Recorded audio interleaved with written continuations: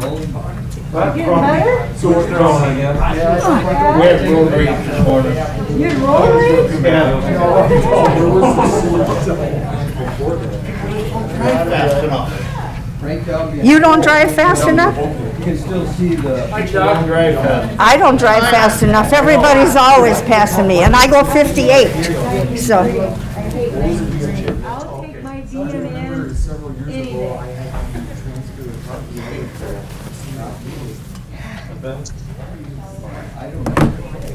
hey, George. Hey, Carol said to give you that as proof that she's on vacation. Oh, I think pretty work time too. Just got a goose it. Do you want to start the meeting, or should I? we should probably get going right away Yes. because I know we're broadcasting live to the world Yes. as we speak. I can give a little explanation about what I think is going to go on Okay. and what we've talked about and Okay. stuff like that. But yeah, we're going to do it. Here we Yes. go. Good morning, everyone. Good morning. This is a joint meeting of the Parks, Tourism, Economic Development Committee. It is, according to my phone, 8:01. And I'm Beth Killian, Supervisor number 7, and I'm the chair of the Parks, Tourism, Economic Development Committee. So I'll call my part to order, and then I'm going to turn it over to George to kind of explain why we're all here. Well, I'm George Brandt, representing District 6 for the County Board and the chairman of the Environment and Land Use Committee.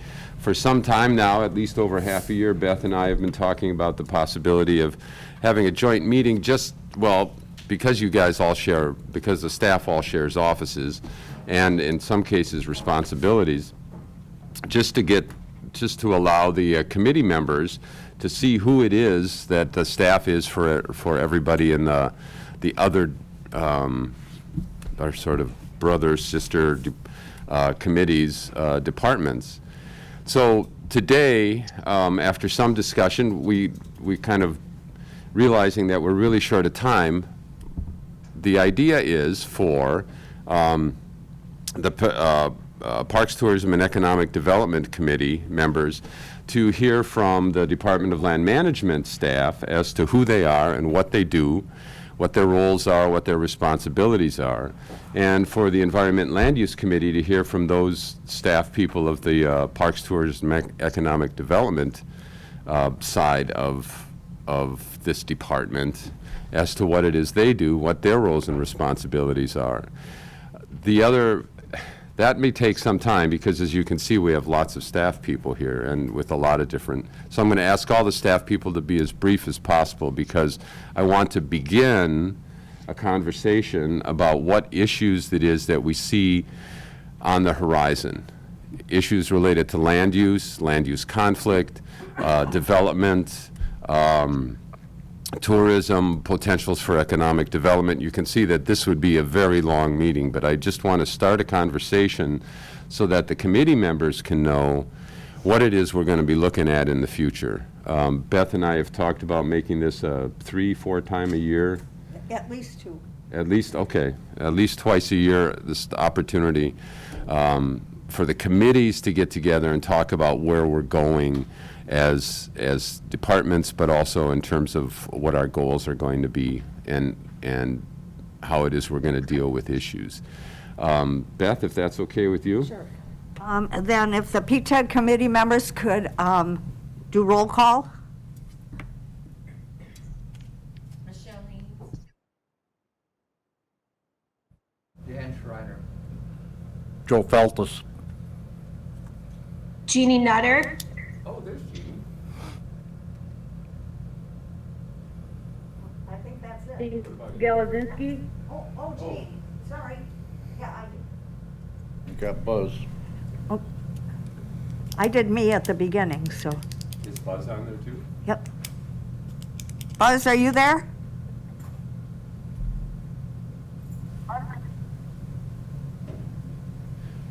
We're not hearing Buzz.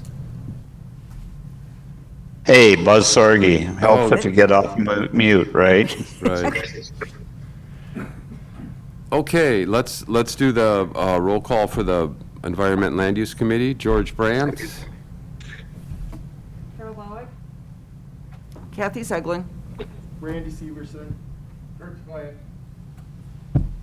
Beth Killian. And, Chuck Wall. And, yep, Chuck is here. All right, is that it? Killen. Oh, Kellen, I have a note here saying Kellen is going to be joining us a little late. He has, Kellen Nelson is coming a little late today. Dan, did you chime in? I didn't hear you. I did. Okay, sorry. Uh-oh. Okay, someone is calling in. This is the tech thing. Derek, you want to help us out here?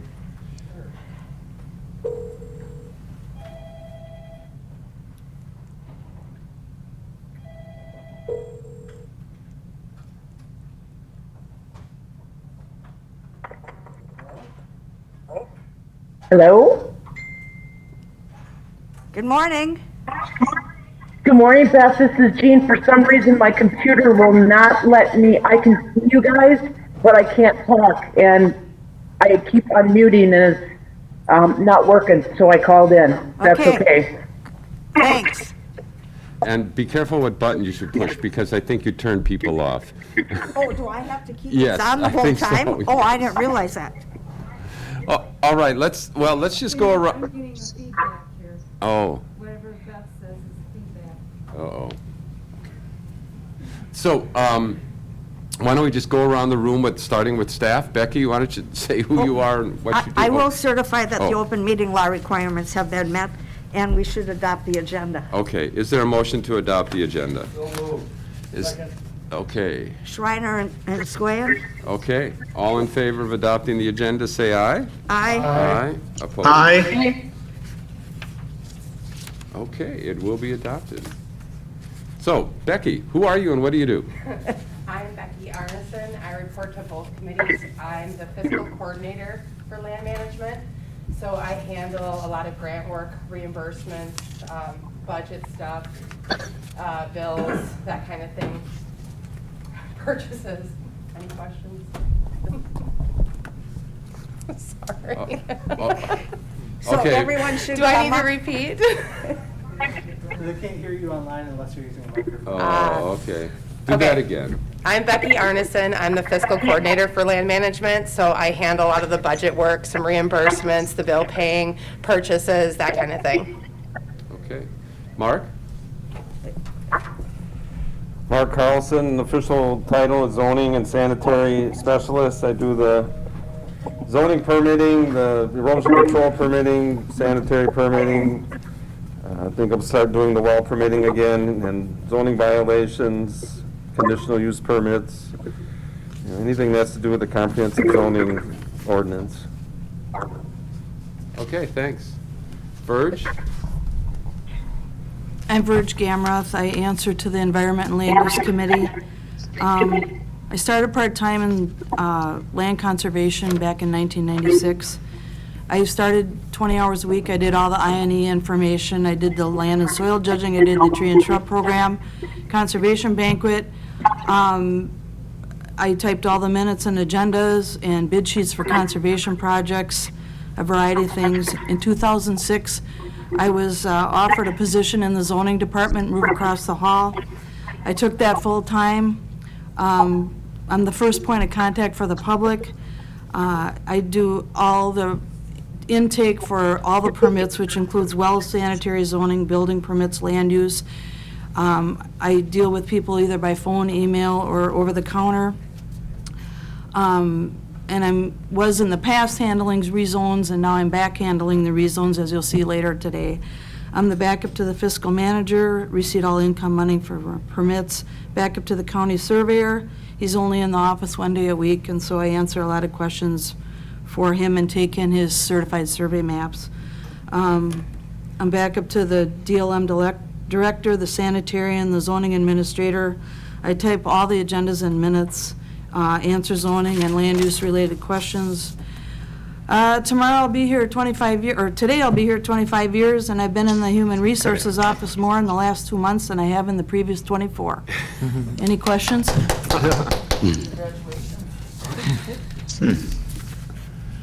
Nick, go ahead, try to top that, I guess.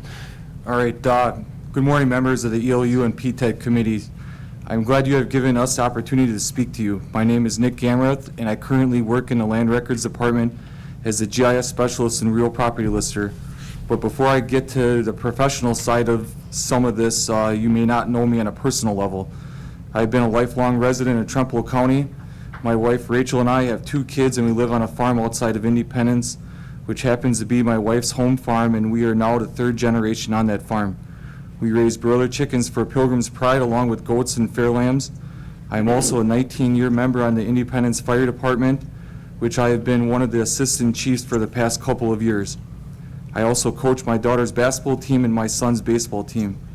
On the professional side, I have an associate's degree from CVTC in GIS, and I started as an intern right here in the Land Records Department in 2000. After graduation in 2001, I assisted the county surveyor, who's still here, Joe Nelson, with the remonumentation project in Trempealeau County for 1 summer. I then came back to Trempealeau County in January of 2003 as an LTE in the Land Records Department, and then a couple of months later in May, I became the full-time real property lister after Shirley Johnson retired. At that time, I became only the 3rd real property lister in the history of the county. This position was a standalone department of 1, and this position fit my work style and ethic very well. Even though I had big shoes to fill, I was up to the challenge, and I was one of the lead people in driving the county's land information program into the digital era and what it is today. During this time period, I was very active in the Wisconsin Real Property Listers Association. Not only was I involved in numerous committees, but I've also been vice president of District 3 2 different times. But my biggest accomplishment has been in my involvement with the Department of Revenue on the State and Local Finance Committee, where I work with other stakeholders throughout the state on assessment and taxation issues, which included my involvement with the rewrite of the Assessor's Manual for the state. This position has gone through some changes through the years, but a major change happened in 2013. I allowed the merger of my department into the Department of Land Management for all the wrong reasons, and I fully regret this today. The reasons are documented and cannot be denied. I spent 10 years as a department head and was highly successful in the work I've done and what was respected not only amongst my peers, but right here locally with all the people I work with. I took great pride in my work and the accomplishments I achieved for the county and its land information program. This is something that I want to ensure isn't forgotten, as I did leave my full-time position with the county in May of 2016, but I decided to stay on as an LTE to assist the Land Records Department and train my replacement until December of 2017. I felt this was important for a program and a department that I had a hand in building and to ensure its success for years to come. Fortunately for me, after my replacement and the next person left, I found myself back here in December of 2018. My love for this job and helping others is something that I am passionate about and drives me every day to come into work and serve the people of this county. As you can see, my entire working career so far has been serving the public in some fashion. But the circumstances that I have encountered this past year has me questioning that this decision was the right one. I am a person of principle, and when I'm faced with a problem, I like to look at the problem and solve it and stare adversity in the eye and deal with it. I don't like to make excuses or when others do. I hold myself and the people I work with to a high set of standards, a standard and expectation that when I'm out in the public, I'm not afraid to say where I work and what I do. I have a responsibility to fulfill my duties to the taxpayers in this county to ensure a highly accurate property tax system and land information program. But my high expectations, standards, and responsibility should be mirrored by the people that are elected to govern the county. Am I angry? Yes. Is it warranted in these circumstances? Yes. Has these issues been going on prior to the current investigation? Yes. Have members of this committee done their due diligence as spelled out in the employee handbook? I feel no. There is not a personality problem here as some might think. Right now there is a perception and image problem. There is a listening and fact-finding problem. No one is coercing anyone and no one is seeking a spokesperson. They are just wanting a voice at the table and an ear that is willing to listen. When this doesn't happen, the system fails. To say and think you care for employees falls on deaf ears right now. If you don't think others are taking notice of this, you are lost in reality. I have watched 5 people come and go in the Land Records Department since I started here in 2000. This might not seem a lot or a big deal, but it is. The costs of replacing staff can be high and take a long time. Some of these people left for new opportunities closer to home, while others left for the private sector. But today I'll be adding a new person to that list. The problem with this right now is people are leaving for the wrong reasons. People are leaving because of actions or inactions of this committee. Besides, today I watched a coworker leave last fall for the same reasons. These people are young, smart, energetic, and hardworking people, and they love their jobs.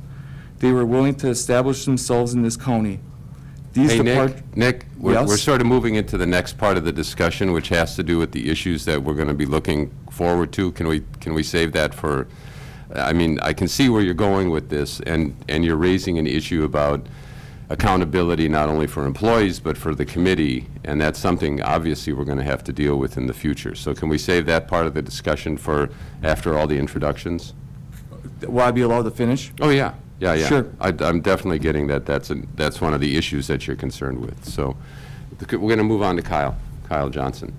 Kyle Johnson, GIS technician. I work in the Land Records Department of Land Management with Ann Hempel and Nick Gamreth. Today is my last day with the county. I will touch on that when Nick's allowed to elaborate as well. Sure. Okay, Reed. Yes, I'm Reed Lally. I'm the Parks and Environmental Specialist. I started in May of 2019, so coming up on about 2 years here, and I report to both the PTED committee and the ELU committee. My job entails managing Petrick Park and the Trempealeau lots down in Trempealeau, along with conservation work with other DLM staff. Can you just say the Trempealeau part again? Because my old ears heard Trempealeau locks, which probably... Trempealeau lots down in Trempealeau, in the village of Trempealeau. LOTS, right? That's correct, yes. Okay, thank you. And then also some conservation work with other DLM staff. And then I'm also the county coordinator for the snowmobile clubs. So I'm the liaison between the DNR and the private clubs. Okay. Ann, we've got Ann's got a microphone. We'll go to her next. I'm Ann Hempel. I'm the Land Records Coordinator. I also act as the Land Information Officer for the county. I maintain all the GIS data and GIS applications, the GIS mapping you see online. I create a lot of new data when it's needed, and I print a lot of maps. And I'm also the supervisor in land records. Okay. Go ahead, Tess. I'm Tess Johnson. I work in the land conservation side of Department of Land Management. My roles are to work with a variety of landowners to solve any erosion concerns they have on their property. I do a lot of stream bank protection projects, grassed waterways, stream crossings, things like that. I also administer our water quality trading program, our multi-discharger variance program, and I'm the lead on managing our water quality database. I take a lot of water quality samples, administer the Water Action Volunteers program. I started as an intern in April of 2015, and then I started my current position in May of 2016. So I've been here for about 5 years now. Great, thank you. Oh dear. Okay, he's at the podium. I'll keep it brief. I'm Ben Anderson. I'm the county conservationist for Trempealeau County. I'm going to, Tess mentioned something, Reed mentioned something as well. Nick, if you could just give a brief, during your presentation here, just remind us of who it is that, or what it is, what responsibilities are related to state programs and what responsibilities are related to federal programs, which department in the state you guys connect with. I know the DNR clearly through the snowmobile clubs, and the state and federal stuff related Sure. to that. Yeah, I work a lot with the State of Wisconsin Department of Natural Resources, State of Wisconsin Department of Ag, Trade, and Consumer Protection, DACAP, and then also I work very closely with the Federal Natural Resources Conservation Service. Okay. So be sure to mention whoever you're connected with outside of the county. as Yeah, well. and it'd be all the same groups as Tess. So DATCAP, DNR, NRCS. A little bit with FSA, some other agencies here and there, but those are the main ones for sure. As I was saying, I'm Ben Anderson, County Conservationist. I also work in the land conservation part of land management. I administer our county's animal waste storage ordinance, the livestock sighting ordinance, and then also our mining-related ordinances as well. I work with Reed on nutrient management planning program in the county. Also administer our tree and shrub program. Yeah, it'd be about it. So. Nobody's topped Verge yet. I don't know. Joe. Did you say nobody topped Verge yet? Yes. My name's Joe Nelson. I'm your county surveyor. I've been here for 26 years. Okay. Had to throw that in there. Actually, it's 26 years, 1 day a week at a time. So you might have to divide that by 7, I guess, to keep Verge's record going. I'm responsible for all the certified survey map review for the county. When surveyors do required certified survey maps, they have to run them through the zoning office. At that time, I do a check for state statutes and local ordinances to make sure that complies. I am also responsible for the remonumentation and the maintenance of the public land survey system, which is a system that all boundaries in the county are dependent upon. I also work with staff. I work with local surveyors. I work with county board members. Basically advise on anything that's property boundary related in the county. I actually like my job here. I like the people I work with, and I like the committees I've worked with in the past. And I'd like to see that continue. Thank you. Okay. And if you ever have any questions, feel free to stop into my office. One day a week on Wednesdays. Wednesdays. We have Rob. Is Rob here? Yes, I am. Good morning, everybody. Hello, Grover R. Can you hear me? Yep. Good. My apologies, I'm not actually in there today. I'm a little under the weather, and I actually was on video yesterday for our PTED meeting, and I got multiple messages about how sick I look. So I figured I would save myself that today and just do audio. So anyway, I'm Rob Grover. I serve as Trempealeau County's Economic Development and Tourism Coordinator, a position that we're losing you, Rob. Stay close to the mic, okay? We're losing you. All right. Rob Grover, Economic Development and Tourism Coordinator for Trempealeau County. A position I've had since April 10th of 2019. So I'm going on 2 years here later this week. My work, it really is, I feel like it's a kitchen sink of different areas, just in the nature of the title, Economic Development and Tourism. So, one big piece of what I'm constantly doing is helping connect folks, entrepreneurs to resources to maybe start and grow a business, or if you're an existing business owner within the county, we try to connect you to resources, to help better develop your business. Maybe I'll help you with marketing work, that sort of thing. Really, about 8 months after I started, of course, the pandemic hit, and I think the COVID-19 has really directed my work, frankly, for the last year. And really what that has done is made us focus on being able to connect businesses to both state, federal, and local resources to basically stay afloat, whether it be grant monies, whether it be emergency loans, the Paycheck Protection Program, the We're All In grant program, that sort of thing. So I feel like really for the last year, we've been in a bit of crisis mode, if you will, trying to connect businesses just to help them survive. So that's been a really important piece of the work that I do. And then on the tourism side, in the generalist terms, I'm sorry, I'm getting feedback, but I work to basically help promote Trempealeau County as a great place to come, live, work, and play, and spend your tourism dollars. So we do that by talking about our tourism assets on our social media.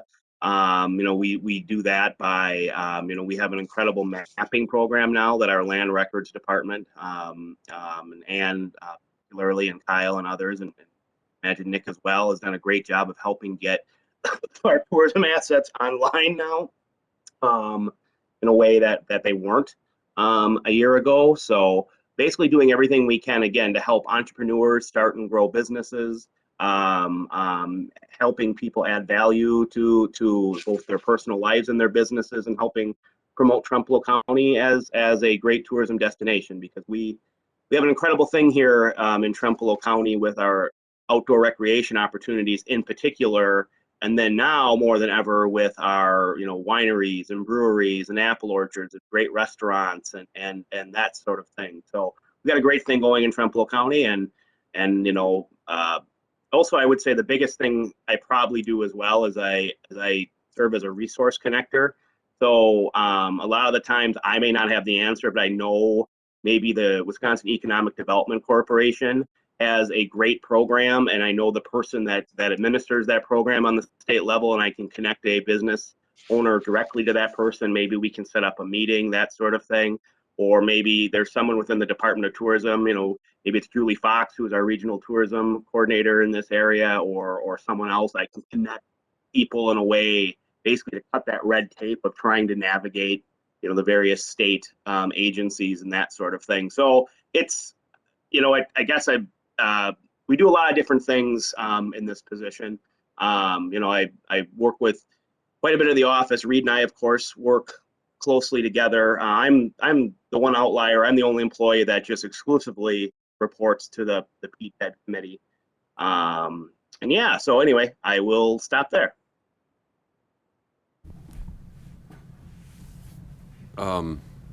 So anyway, we're going to let Nick finish.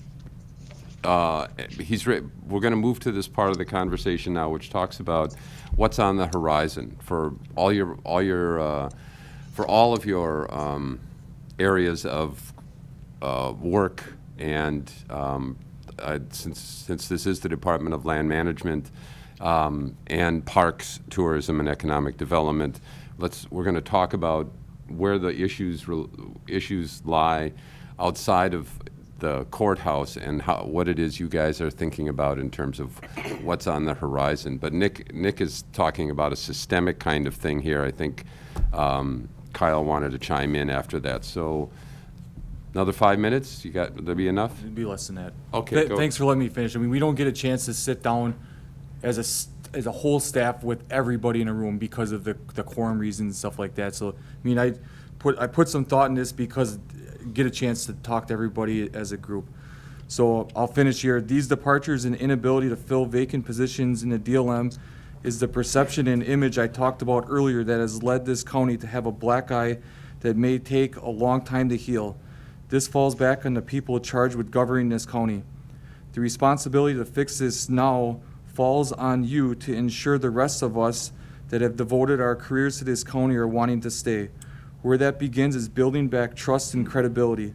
This county government has to figure out ways to ensure that this does not happen again.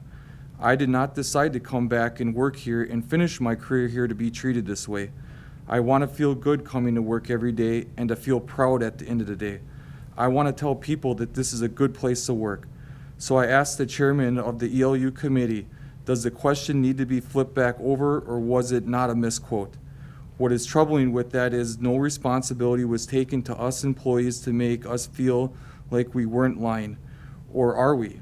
When I coach my kids' teams, not only am I teaching them about the fundamentals of the game, but I'm also teaching them life skills that I hope they carry with them as they get older. One of them is admitting that when they are wrong, they need to make the wrong right, and that is done by apologizing. This is something that hasn't happened in all of this, and there is no excuse for that. Currently, right now, Ann Hempel is my direct supervisor, and though I highly respect her as a boss and colleague, this was a product of the short time I wasn't here. I want it to be known I have no issues working under her, but like I stated before, I will not let my past years be forgotten, and that is why I was involved in January with trying to detach the Land Records Department. I still have not heard of 3 good reasons why it needed to stay together, but if this detachment doesn't happen, I will be formally going to the full county board to detach the real property lister position and bring it back to what it was prior to 2013. Again, I am a man of principle, and what is right, and what is wrong is wrong. And as Thomas Jefferson once said, in matters of style, swim with the current. In matters of principle, stand like a rock. I do want to say thank you to County Board members Joe Feltes, John Austin, and Kellen Nelson, along with PTED Committee Bob Petrick, for reaching out to me personally after I filed my complaint back in January and spending some time with me and others and listening to our problems and concerns. Likewise, I want to thank our Human Resources Department and our Corporation Council for taking the time to be there for me and some of my coworkers. If anyone has any comments or questions, feel free to reach out to me, and I thank you all for your time. Thanks, Nick. Kyle, you had something you wanted to add? Yeah, I mean, I agree with most of what Nick said. Around late January is when I started applying for new jobs because this department couldn't detach from land management. And quite frankly, I don't want to be supervised by environment and land use. I feel like they haven't been doing their job whatsoever, especially in the past year during COVID. There's been no oversight. Our former department, or I guess he's technically still the department head, treated a lot of people in this department terribly. And those complaints were swept under the rug. And I think that's, it's a disgrace, honestly. I guess, yeah, I don't know. It's disappointing. And I sent my resignation letter to 17 county board members. I had one reach out back to me. And I don't know. This department isn't working the way it should. And if the supervisors would come and take a look, spend time with us, they'd realize that. And like, for example, yesterday in the Parks and Tourism Economic Development meeting, they're trying to hash out who the department head is at the moment. And, you know, it's been 2 months since, and it's ridiculous that conversation was happening then instead of when our department head got put on leave. And there's quite frankly no excuse for that. So, yeah, I know I appreciate my time here, and I've learned a lot, and I'm so thankful for Ann Hempel. She's been a great department head, and people in this room don't really realize what she's been through the past couple months, what she's had to deal with. It's so much more than just signing timesheets. This department would have fallen apart if she hadn't been there. Yeah, thanks for the time. All right, Kyle, thanks. So, actually, we've got some time left. What we're going to do is take into consideration that you've just put an umbrella over everything in terms of how it is the Department of Land Management, Parks, Tourism, and Economic Development is organized, who it is, where the leadership is, where the responsibility lies. And that's something that clearly needs to be addressed.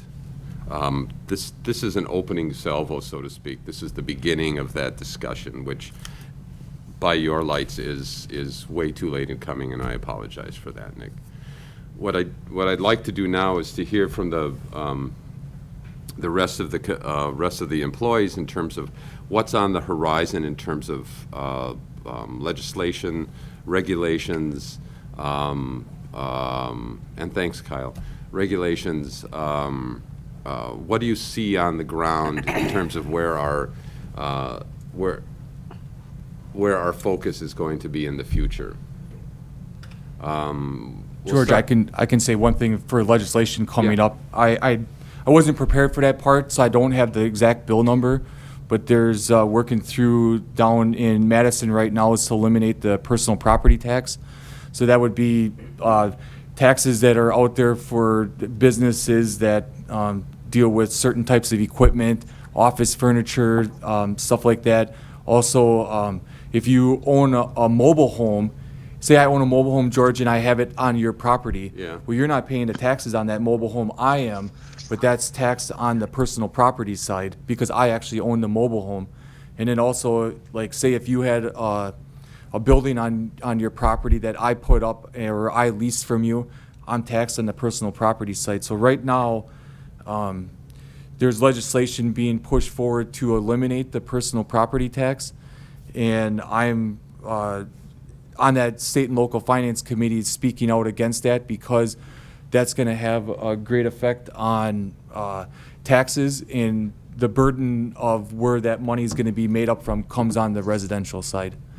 And this also happened in 2005 when they created a new classification for woodland and stuff, and that had a tremendous effect too. So if people want to know or whatever, I can look up what that bill number is, but I guess I wasn't prepared to talk about that today. Well, you just did, and that's great. Hey, I mean, Nick, I can tell you what the bill is. It's Sure, go Assembly ahead. Bill 191 and Senate Bill 189. Okay. Yeah, it sounds about right. Thanks, Chief.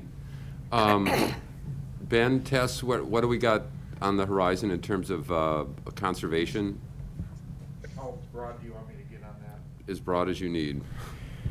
Well, as far as some big things that ELU will be looking at today will be there's a proposed budget out there right now for the state to allocate full funding that is in statutes for conservation staff for county land conservation departments. So it'll be 100% of a first position, 75% of a second position, and 50% of a third position, I think. And in order to get that full funding, throughout the state for all land conservation departments, I think it's in the realm of $13 million. And historically, we've been sitting right around $9 million, I think. So that'll be something important coming up. Are there going to be any local requirements attached to that?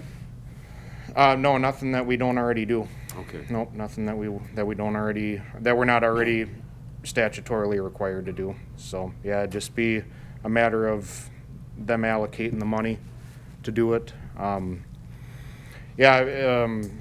I guess that's kind of the big thing. I guess to kind of veer off maybe a little bit from land conservation, but it's, I guess, still in the realm of natural resources. I know there's a CWD bill that's being proposed right now as well, as far as carcass disposal. There's also some stuff in the budget about CWD research. CWD has affected every county essentially around us right now, and it's a big deal. I'm maybe speaking a little bit more personally than anything on that front, but CWD is a very important issue that we should really be looking at, and from a state level, Wisconsin has not stepped up to the plate on addressing CWD. So that's something I feel that is very important to be looking at. So I can't think of anything else legislatively at this time. Yeah, just to kind of echo off of Ben, 2019 was the year of clean water. 2020, they introduced some legislation about increased funding, especially in terms of water quality. But then a lot of that was tabled due to the pandemic. So just some other things that, we've talked about on the land conservation side is focusing a lot on our water quality. Well, that has a lot to do with land use too. And we've talked about different programs that we really want to focus on and really run with, and right now we don't have the staff ability to do that, just because we're spread so thin with everything that we do and everything that really needs to be done in Trempealeau County. So we've kind of talked in the past about how we would like to see our land conservation department move forward, especially in terms of water quality and addressing those land use concerns, because really we need to look at it as a watershed approach. Just because our streams and our rivers are high in phosphorus and nitrogen, that doesn't mean we can't change anything. It's really gonna take a lot of work to kind of open eyes and take a look at our land use and how that's going. So, like I said, we have some goals of like some certain programs in the land conservation side that we really want to look at, focus on, and kind of run with. But right now, we just don't have the staff ability to do that. So. Will you be talking about that in today's meeting? No, not today. Okay. But it is something that we've talked about just as land conservation staff about how eventually we would like to bring it to committee with some ideas that we have. So. Okay. Reed and Rob, do you want to talk about what you're looking at in the future in terms of parks and tourism? Well, this is Rob. I'll, speaking in the most broad terms, I know on the state of Wisconsin level, when it comes to tourism, the real focus is going to be outdoor recreation in terms of tourism. About a year ago now, the Wisconsin Department under Governor Evers created an actual position and a sub-department, basically a Wisconsin outdoor rec position. So this person basically helps to work with both counties and organizations and that sort of thing to help develop outdoor recreation within the state. When you look at why people come to Trempealeau County to spend their tourism dollars, it is still predominantly to enjoy our bike trails and our natural resources and our waterways and that sort of thing. So I think that's going to continue to be the focus. Of course, that folds in really well with the state of things having to do with COVID-19. Even though economically speaking, 2020 was pretty devastating for many businesses, businesses that were connected to outdoor recreation, and that could be places that sell tackle or places that sell supplies to do outdoor activities. They had booming years. Businesses within Trempealeau County that had outdoor seating, they had a pretty darn good season. And we saw, whether it be our Petrick Park or Perot State Park or just anecdotally, when you were out in some of our outdoor recreation spots, they were really busy in 2020. So I think the big thrust for especially the tourism side of things is going to be outdoor rec. And I know, we're in the process of discussing our outdoor recreation plan, which is due by the end of this year. And we're going to continue to be working on that as the year progresses. So I think that's just from the tourism side of things. And then from the economic development side of things, we're still going to be, I think, in crisis mode where we're figuring out, where stimulus dollars are going to be going. And that's still a debate at the state level right now. Of course, the governor, who's a Democrat, and the legislature, which is controlled by Republicans, are trying to basically going at each other, trying to, one-up each other on who's going to have the power to distribute something like $5 billion that Wisconsin got through the most recent stimulus bill. So, but I think in terms of the economic development side of things, it's a lot of it's still going to be trying to help businesses survive as things slowly get better. And yeah, we'll see what happens on the state level with where those stimulus dollars go. Thanks, Rob. Reed, what's up with the parks? Okay, go ahead. Yes, obviously we have, Petrick Park is the main county park we have here in the county, and it's where I put most of my effort. Basically, I would just like to see the park move into something that's going to be even more attractive than it is now, to have families and the youth come out to learn about conservation in the outdoors, learn about work ethic, and also be a place for people just to go on a getaway. And I don't know if any of you on the ELU committee heard about the conversation yesterday. We're making some changes at the park due to some recent events, and there's going to be some upgrades that need to happen. And we've had some exciting things going on out there as far as the new prairie restoration project. I think that's going to be a really good teaching point for our youth, and I'm hoping to get some schools involved and some ag teachers and whatnot to come out there and have it be a learning tool for students and to learn about the environment and native flora and entomology, that kind of thing. So that's where I'd like to see the park go. Obviously, it'd be nice to have more county parks, but that's a large undertaking, and being predominantly private land in the county, that's a difficult thing to do, but it's something that I would like to see. Because the location of the park, it generally pulls a lot from the western side of the county, and you don't see as many folks coming over there from the eastern side. Some people are not really aware of where it even is, so that I've talked to. So I'd like to just get working with Rob and getting more advertisements out there and flyers, and having some events out there. For example, the 50th anniversary next year. Wow. That's planned for September of 2022. We're planning on having a large event out there. That's kind of the direction I'd like to see things go, and that's what I've been working for since I've taken the job. Obviously, COVID, kind of changed that a little bit, but at the same time, it helped expose the park a lot too when it came to the camping side of things. So that's where I'd like to see it go. Okay. This is Rob again. Yeah, Sorry, Rob, I think Not to interrupt you. we're going to be a little short on time here, so I'm going to. Okay, sorry. I'm going to move Yep, over no to Mark worries. now and see what he knows about changes to zoning regulations or land use issues. I guess we've talked over the years of revamping some of our ordinance, specifically the Trumpealeau County ordinance, to try to tweak it to some of the new uses that are out there, because our table of uses doesn't address some of the newer things that are out there as far as zoning. As far as the state stuff goes, you know, DSPS with sanitary, there's really nothing new there other than Wisconsin Fund was taken out of the budget a few years ago, and it's going to be sunrise or sunsetting. You know, hopefully there'll be some talk at that level to kind of keep that for some of these people that need to replace their. Describe to everybody what that is.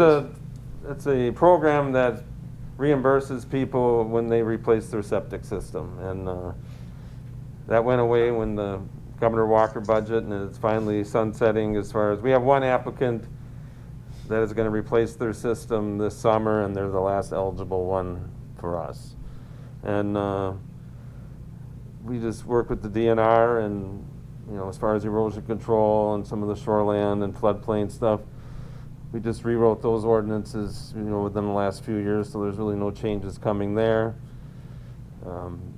Just be nice to change some of the local zoning to get with, you know, like the Airbnbs, all the new stuff that's out there versus what was on our original. And then also be nice to somehow make the citation authority a little more strict, because right now they get fined a couple $100, and it's just kind of an endless process with some of these people, and then it'd be nice to make it much more of a penalty to keep people from being a constant violation. So, and we would do that probably at the local level. You know. I can't think of anything else. So. Urge, what do you see at the window? What do you mean, what I see at the window? I mean, you've been there for 20, did we say 26 years today? 25 years today. Okay. And March 27, we have to throw that over there too. So, I mean, have the requests change over the years? Mark's talking about the different kinds of uses that are happening in terms of zoning. Are the issues the same, or Well, what should we be aware of, I guess? For the most part, they're the same, but we've run into issues with tiny homes. I think we've had a lot more dog issues. It's such a variety, George, that it's hard to pinpoint a few things, you know. We've permitted a lot of shed houses. Last year, I think there was like 7 or 8, which we hadn't seen previously. So are trends changing? Yeah. Well, it's a house, but it's built in a pole shed format. Yeah, there's a lot of different names for it, but yeah. So, I mean, as trends change, we see some changes. And like Mark said, I think some of our ordinance needs to be updated, not only to make it easier for us, but to accommodate some of the, like say the pizza businesses that are on the farms now. Who would ever thought that? And the tiny houses and stuff like that. I'm going to get something in here before I shoot it back to the committee members to ask staff any questions. What about Ann? Pardon? Oh, Ann. And Joe. Joe, Ann. Ann, go first. Our 3-year land information plan is due to the state this year. So I will be getting together with the Land Information Council, the County Land Information Council, to get that updated. It's a lot of work. And what we do is we put in any projects we hope to finish in the next 3 years, and that helps us get our funding. And the other thing is we're getting ready to convert our 911 data to the state standard of NG 911 data. And we're NZ? NG, as in George. Oh, NG? Ooh. Next generation. I'll remember that. So that's going to be a big overhaul, too. Okay. Joe, anything on the surveying side? Well, I deal with historical data for the most part, so not a lot of new stuff. The thing I'm probably most concerned about is the continuing maintenance program for the public land survey corners. The public land survey system was created around this part of the country in about 1845 to about 1853, and we just started maintaining it about 1995. So we hate to see it go back another 100 years and have the same issues we had when I first started. Other than that, nothing that's significant. There's always minor tweaks in the laws that govern our practice, as well as boundary law, but nothing significant that I think would affect the county board or the committee. Becky, is there anything financial on the horizon in terms of taxes or record keeping or anything that we need to be aware of? Nothing that is going to change with what I do for the county. Everything is going to stay the same. The grants and everything, regardless of what the state or federal decides to do, my process always remains the same, how I do the reimbursements and everything. So I'm not seeing anything changing on how I do my position. Okay, thanks. George, can I make one statement? Sure, go ahead. This is on the land conservation side. If you remember back years ago, the number of land conservation staff that there were. Yeah, in the teens. And even, in early 2000s. And I mean, I give Tess, Ben, and now Reed a lot of credit for, doing what they're doing, but you cannot be a jack of all trades and a master of none. And I feel this county, especially the ELU committee, is going to have to put on their agenda to look at maybe adding 1 or 2 more staff people in land conservation. I mean, I'm actually trying to help them out on some things just because it had a personal effect on me with our well getting contaminated, with the whole 590s, and stuff like that. And now potentially it's contaminated again because of certain farming practices. And there's no excuse for it, but I mean, they're so short-staffed. I mean, just to be able to deal with that type of stuff with the nutrients and our water quality in this county, we need to do something about it. Otherwise, it's just going to keep failing on us. So I just want to put a bug in your ear as the chair of the committee to make sure that talk gets on the agenda in the future. Okay, thanks. I'm hearing that loud and clear. Yeah, Tess? I'll touch on that too. Thank you, Nick, for bringing that up, because that is something, when I briefly spoke about like some goals that we have talked about on the land conservation side, having more staff would be absolutely ideal. Just another problem that I feel like the land conservation side faces is we have such high staff turnover, especially on the land conservation side.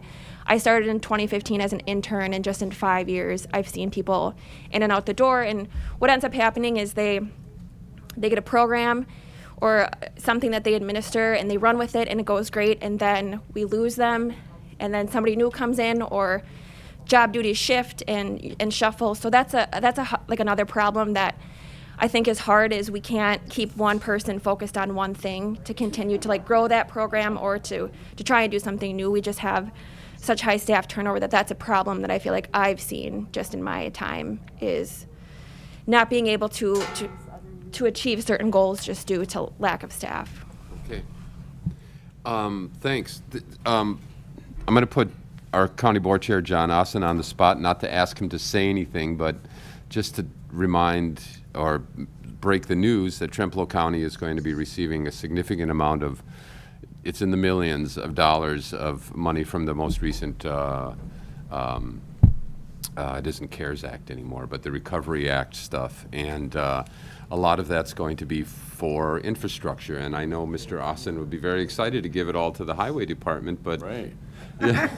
I just want the committee members here and the staff to know that that's out there. It's for infrastructure, and I'm seeing a lot of land type stuff that might and park things that might that money could go to use. So I'm really glad you brought that up, George, because infrastructure is not just roads. Infrastructure is a lot of things, and we need to really evaluate how we will utilize that money when it comes. Yeah, so let's keep that conversation going too. And speaking of which, we've got 7 minutes left. I'd like the committee members to ask questions if they have them, or to throw some ideas into the mix in terms of what we should be focusing on in the the coming years? Years? This is Jeannie again. I Yeah. think this was a good I see. start. And I agree with some of the comments that were made that this meeting probably should have happened a couple months ago, or and I stated that yesterday.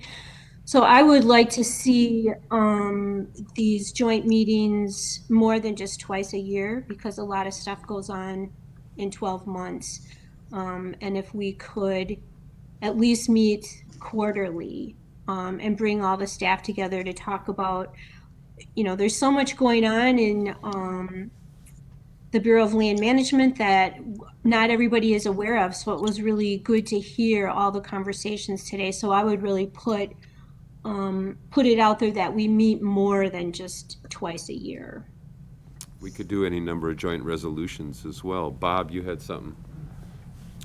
Yes, personally, I'd like to thank all the employees here for what they did and their commitment and everything. And like most successful businesses, there's 2 C's that go together with this. One is communication, and the other's commitment. Been a lack of communication the way it sounds for a lot of years. And when you have a successful business, you have to get along with your employees and let them know. And you have to, in our business, we usually call it a safety meeting, and we do that every once in a while. But it sure wouldn't hurt to have a safety meeting with these people and hear their concerns at least once a year. Okay. Yeah, this is long overdue. I'm hearing that. Any other committee members wanting to ask questions or add to the conversation about going forward? Oh, God, I said going forward. Go ahead, Kathy.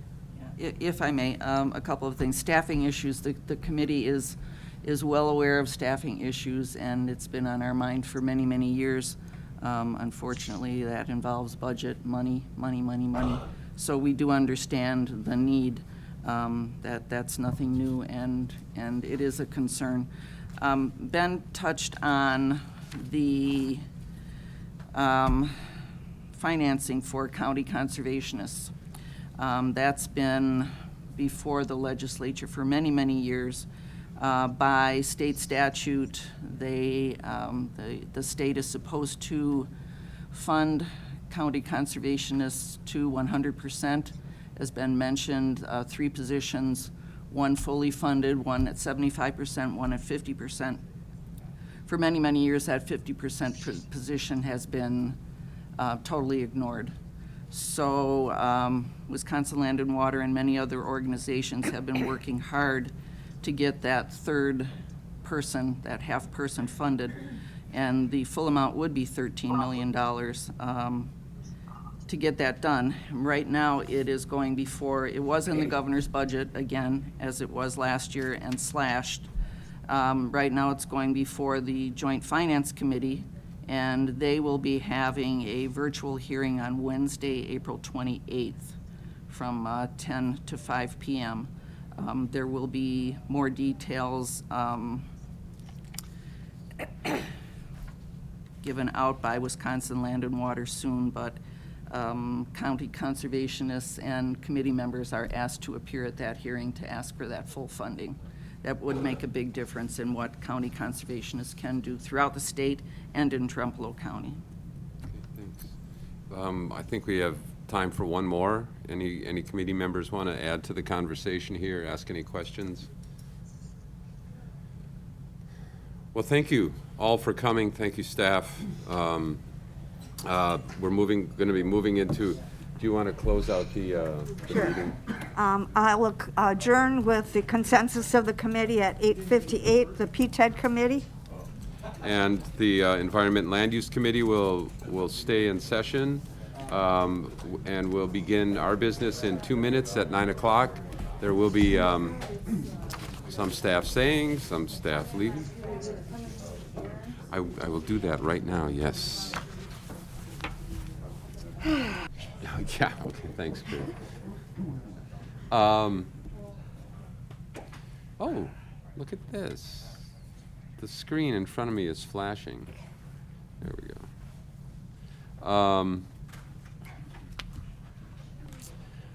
So, we are still in session as the Environment and Land Use Committee.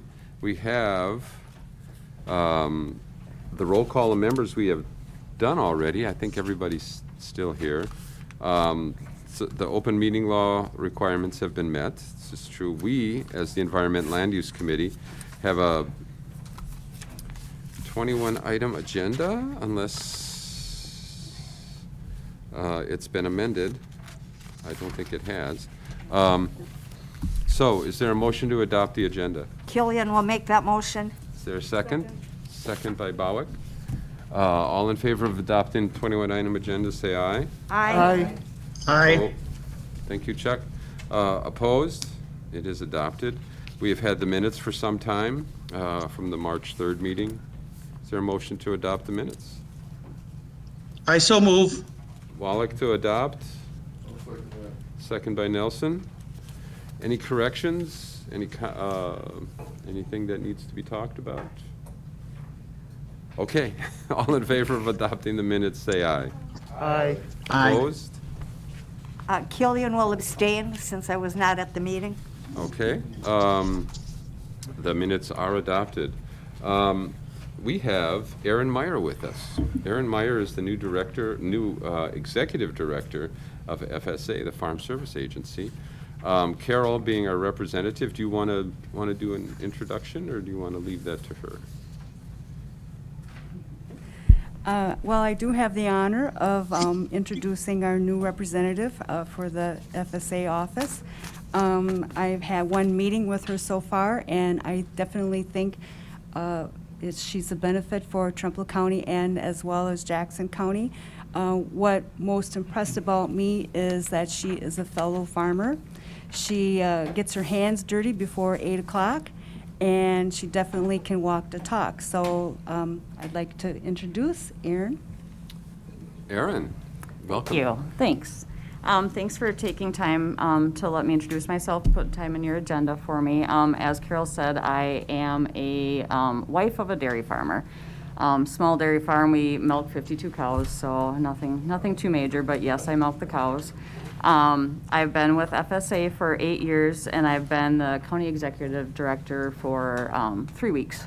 So getting my feet wet a little bit. FSA has a lot to offer as far as conservation tools.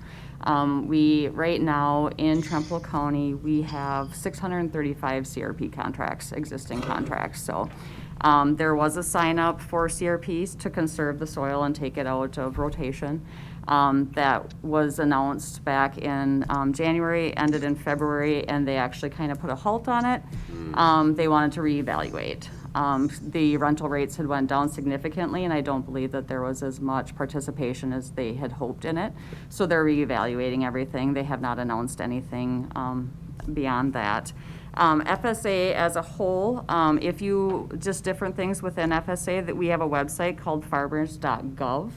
And it's actually quite useful. There's a conservation concerns tool. Did you say farmers.gov? Farmers.gov. Farmers.gov. Yes. Okay. Yep. And there is a conservation concerns tool on there. And if you go into that tool, you can look at different concerns that you may have or that anybody in the community may have as far as energy, soil, water, plants, animals, air, and then those tools will help guide you through what you can do on, as a member of the community with those things. So other than that, either as part of a program or just on their own, or both? On their own, or the programs that we might offer that can help with those conservation concerns as well. So NRCS also has separate programs. NRCS, our sister agency, but we kind of try and work together on some of them. So other than that, one of the other new programs that we have out right now is a forest management incentive.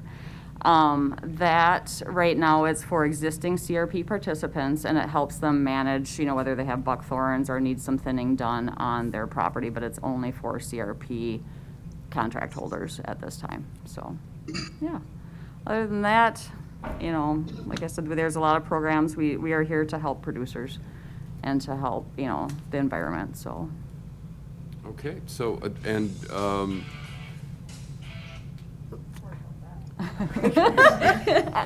I didn't come to, Yeah, okay, we'll move on from there. Yeah. Now we know something about Carol's taste in music. Ben is here from our conservation side, and I know that you guys work together. Yeah, for sure. That's, okay, that's, Yeah. that's basically it. So any questions for Aaron? You are obviously new in the job, but you've been doing it for 8 years Yes. with FSA. Yep. Yeah. Is there Yeah. anything we should be looking forward to? Right now, for our purposes, we did have some ad hoc programs as far as coronavirus food assistance program and whatnot, but that is now in the past. So we're ramping up for crop reporting right now is where we're at with everything, getting ready for all the farmers to get out in the field and reporting those acres, so. Okay. I have something. Yeah, go ahead. This probably isn't for you, Aaron, but it's with your sister agency. I know last year we talked about CREP. Yes. And, we applied for CREP. Yes. Is there any update that you might know of? I've spoke with Ryan regarding that. I think CREP is a great program. I know he had kind of gave me background a little bit on, the committee approving it and trying to move forward with it. As far as I know right now, it's still at the, they're trying to get a bunch of counties, surrounding counties together to, approach the federal side of it and then request it all at the same time. Okay. I don't know where they're at in that process. Well, if you could put a bug in his ear to, Absolutely. Send an email or something. And just check on it? Yeah, Yep. thanks. Yes, absolutely. Ben, you've got something? Yeah, Beth, regarding your question, I just emailed Brian Leffelholz with DACAP on the CREP, and he said that there was no real update yet, that COVID kind of delayed FSA National from, the approval of the surrounding counties like Aaron was talking about, because they did apply in kind of a big conglomerate, I guess, so. But yeah, COVID kind of stalled some of that, so yeah, he didn't really have much of an update. So it wasn't just Trempealeau County asking? No, it was several other counties too. I know he was talking to Jackson, I think, maybe Russ County too, Juneau. There's a few counties around that they were applying for, so. Thanks for that. Yep, you bet. So, anything else for Aaron? Any questions? Well, I invite you to stay, but I know you're busy. Yeah. So thank you very much, and we hope to, we'll arrange through Carol to get you here on a regular basis for updates and any information sharing. The committee needs to know, we need to know everything, so. Right. All right. As often as possible. Sounds good. Thank you for your time. Okay, thank you. Thank you for coming. Thanks. Yeah. And welcome. We have a public hearing, land use change rezone traditional ag to commercial, Centerville Co-op Creamery. All right. Is there anyone here from the co-op? George. From what I understand, Sue Henderson from the Centerville Co-op Creamery is having issues getting into the meeting with the webinar or WebEx. So I think Randy is going to answer any questions for her on her behalf, or? Should I call her? Well, we can probably get her on the phone. I have her number here. The landline number? Yeah, Okay, yeah. let's try that. Should I read the? Yes, go ahead. So she wants us to continue with this then. Okay. Okay. Go ahead. The notice of public hearing of land use change and rezone. There will be a public hearing before the Trempealeau County Environment and Land Use Committee on Wednesday, April 7th, 2021 at 9 a.m. in the county boardroom of the courthouse, 36245 Main Street, Whitehall, Wisconsin. The purpose, the land use change rezone from transitional agriculture TA to commercial C on approximately 6.55 acres for adding additional commercially zoned land to their current business parcel. The location, the northeast quarter of the northwest quarter located in Section 4, Township 18 North, Range 9 West in the town of Trempealeau, Trempealeau County, Wisconsin. Hearing requested by the Centerville Cooperative Creamery, Trempealeau, Wisconsin landowner petitioner. Your attendance and comments are encouraged at this hearing. If you're unable to attend and have any questions, please call Virginette Gamreth with the Department of Land Management, 715-538-1916, or email virggamreth@countytrempealeau, Wisconsin, US. If you are unable to attend and desire to submit a written comment, please send your written comment to Department of Land Management, P.O. Box 67, Whitehall, Wisconsin 54773, or email to Verge Gamreth at County Trempealeau, Wisconsin, U.S. Please know that written comments will be read at the public hearing up to 250 words. All written comments must include the name and address of its author and the request that the letter be read at a particular meeting date. Any special interest groups or expert witnesses will be allowed 20 minutes to give a presentation and must register at least 1 week prior to the meeting date by calling Virginette Gamreth of the Department of Land Management at 715-538-1916. Sincerely, Virginette Gamreth, Service Specialist. Andy? Okay, so, We'll try. Did you officially open the hearing? I would, Yeah. did I call the public hearing to order? It was about 9:12. Are we hearing the classroom, Chuck? Hello? Oh, hello. Who's talking there? This is Greg Wright, Vice President of the co-op here. Oh, I guess we've got you somewhere. There's some speaker is allowing us to hear you. So, we've begun the public hearing related to the rezone request. At this point, I would turn it over to a staff person to describe what the request is, and then I would ask you to add anything to that. Do we have? Who's? So, Verge is going to do this. So, hold tight. Can you hear me okay? I can. Oh, great, great. So Verge is, make sure your mic's on, Verge, is going to describe what the request is.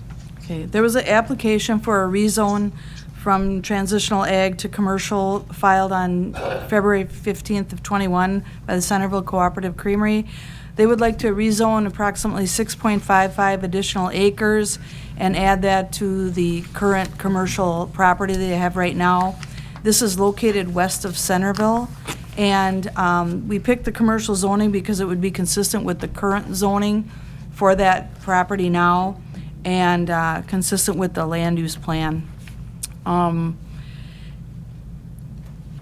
The hearing was published 2 consecutive weeks, March 17th and March 24th, 10 days prior to the hearing. All adjoining landowners were notified, and I am not aware of any correspondence from any of them. The town clerk and the county board supervisor for that area was notified, and again, I have no correspondence from any of them. I do have a letter from the town. The purpose for the rezone is for a proposed building expansion for a new fertilizer, storage, and mixing building, and if approved, it would go to full county board on Tuesday, April 20th at 10 o'clock. That's all I have. I'm sorry, I missed your name from the co-op. Greg Wright. Okay. Do you have anything to add to Verge's description? I do not. Okay. I'm going to ask 3 times for any public input related to this. Is there anyone who wishes to speak to this issue related to the rezone? Is there anyone who wishes to register any for or against or for information related to this rezone? Okay, Verge, you said you did have a letter from the town? Yes. Dear Zoning Committee, this letter is written with reference to the request from Centerville Cooperative to rezone a portion of land located on State Road 54/35, tax parcel number 028007121-0010 in the town of Trempealeau from transitional agriculture to commercial. The board has no objection to the rezone. Town of Trempealeau, Rick Nemitz, Town Chairman. Ann does also have it up on the screen there, the property that we're talking about, for your reference. Okay. There we go, thank you. I'll ask one more time, is there anyone here who wishes to speak to this rezone request? Seeing no one, I will close the public hearing at this time and open it up to the committee for discussion, possible action. Mr. Chair, I make a motion to approve. Motion to approve the rezone by Scoyen, is there a second? Second. Second by Nelson. Are there any questions for either Mr. Wright or I assume you're a member of the the co-op, Randy, or? Yeah. Okay. They George? still, they Yeah. still call it the Centerville Co-op Creamery. They're gonna keep that name. I don't think they had addressed the name change. I don't think they had addressed the name change. There's no creamery there There's anymore, no- right? no. All right. George? Oh, yeah, Kathy. Me? Yeah. Just to clarify, the portion to be rezoned is 6.5 acres directly south of the current buildings, is that correct? Yeah, you should have had a map in your packet. Yeah, I do see that from the CSM, but I just wanted to. Yes. To make sure that that is correct. And Yes. that is currently just all, looks like it's all farm field at the moment. Yes. Right. There is a commercial district in the land use plan, 1 mile east, 1 mile west of, along Highway 9335. 5435. 5435, sorry. That the town of Trempealeau has indicated they want to encourage commercial work there. So this would fit in with that land use plan very well. Okay, we have a motion and a second to approve the rezone to commercial. All in favor say aye. Aye. Aye. Opposed? Opposed?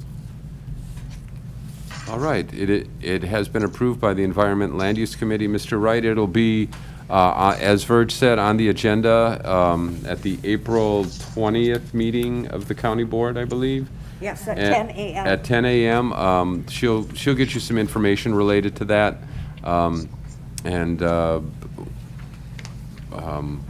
she'll get you some information related to that. So thank you very much. Thank you. We're going to move to another public hearing, conditional use permit for Matthew Construction. Operator petitioner, this would be for a portable hot mix plant in the town of Arcadia. Verge, I'm sorry, Beth, No, do you that'll be want to read the request? Please take notice that pursuant to 59.69 paren 5 paren E2 Wisconsin statutes, the Trempealeau County Environment Land Use Committee will hold a public hearing for a conditional use permit for a request to operate a temporary portable hot mix asphalt plant to be placed in the Arcadia West Quarry. The Arcadia West Quarry is an existing permitted non-metallic mining facility operated by Milestone Materials. The hearing is requested by Matthew Construction operator petitioner and Ag Mountain LLC property owner. The location of the proposed hot mix plant is in the northeast quarter of the southwest quarter of Section 16, Town 19 North, Range 9 West, in the town of Arcadia, Trempealeau County, Wisconsin.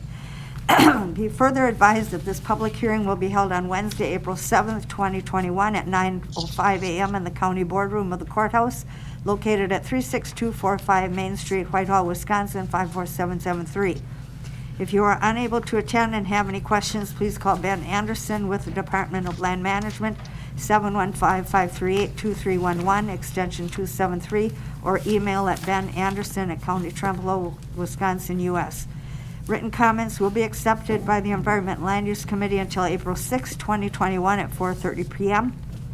Comments can be emailed to Ben Anderson at County Trempealeau, Wisconsin, U.S., or mailed to the Department of Land Management, P.O. Box 67, Whitehall, Wisconsin, 54773, but must be received no later than April 6, 2021 at 4:30 p.m.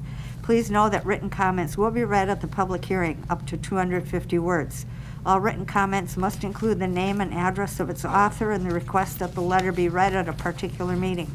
Any special interest groups or expert witnesses will be allowed 20 minutes to give a presentation and must register at least 1 week prior to the meeting date by calling Ben Anderson of the Department of Land Management at 715-538-2311, extension 273, Trempealeau County Environment and Land Use Committee, and it was signed by Ben Anderson, County Conservationist.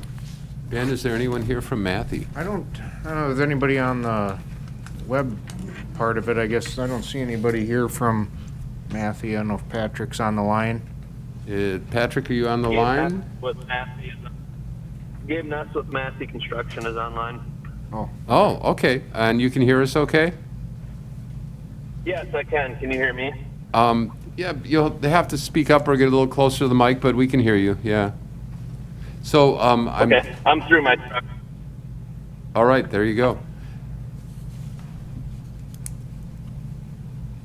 Okay, Ben, I take it you're the one in charge here. Yeah, honestly, this is the exact same request as last year. It's a portable hot mix plant to go on the Arcadia West Quarry, same location.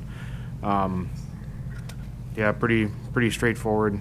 So, in your committee packets, you have the outline of the plant plans. I did receive a comment from Wisconsin DOT that I did forward to Patrick Paulino with Matthew to address, the concerns of the DOT, which I think were also raised last year as well. So, which I believe that they addressed those concerns, via email. So, got a letter from the town, but otherwise no other comments.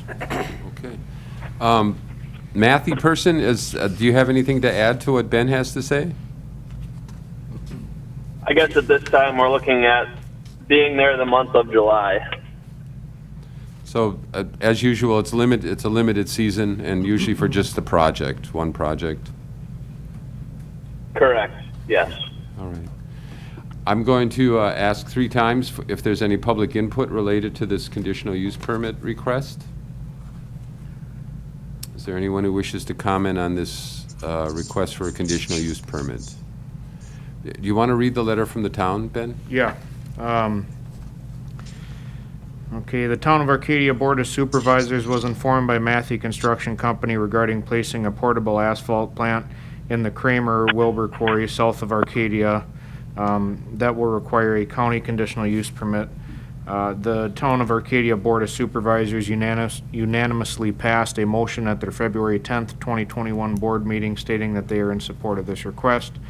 Sincerely, Barb Talk, Chairperson, Town of Arcadia. Okay. Is there anyone here who wishes to speak to this issue?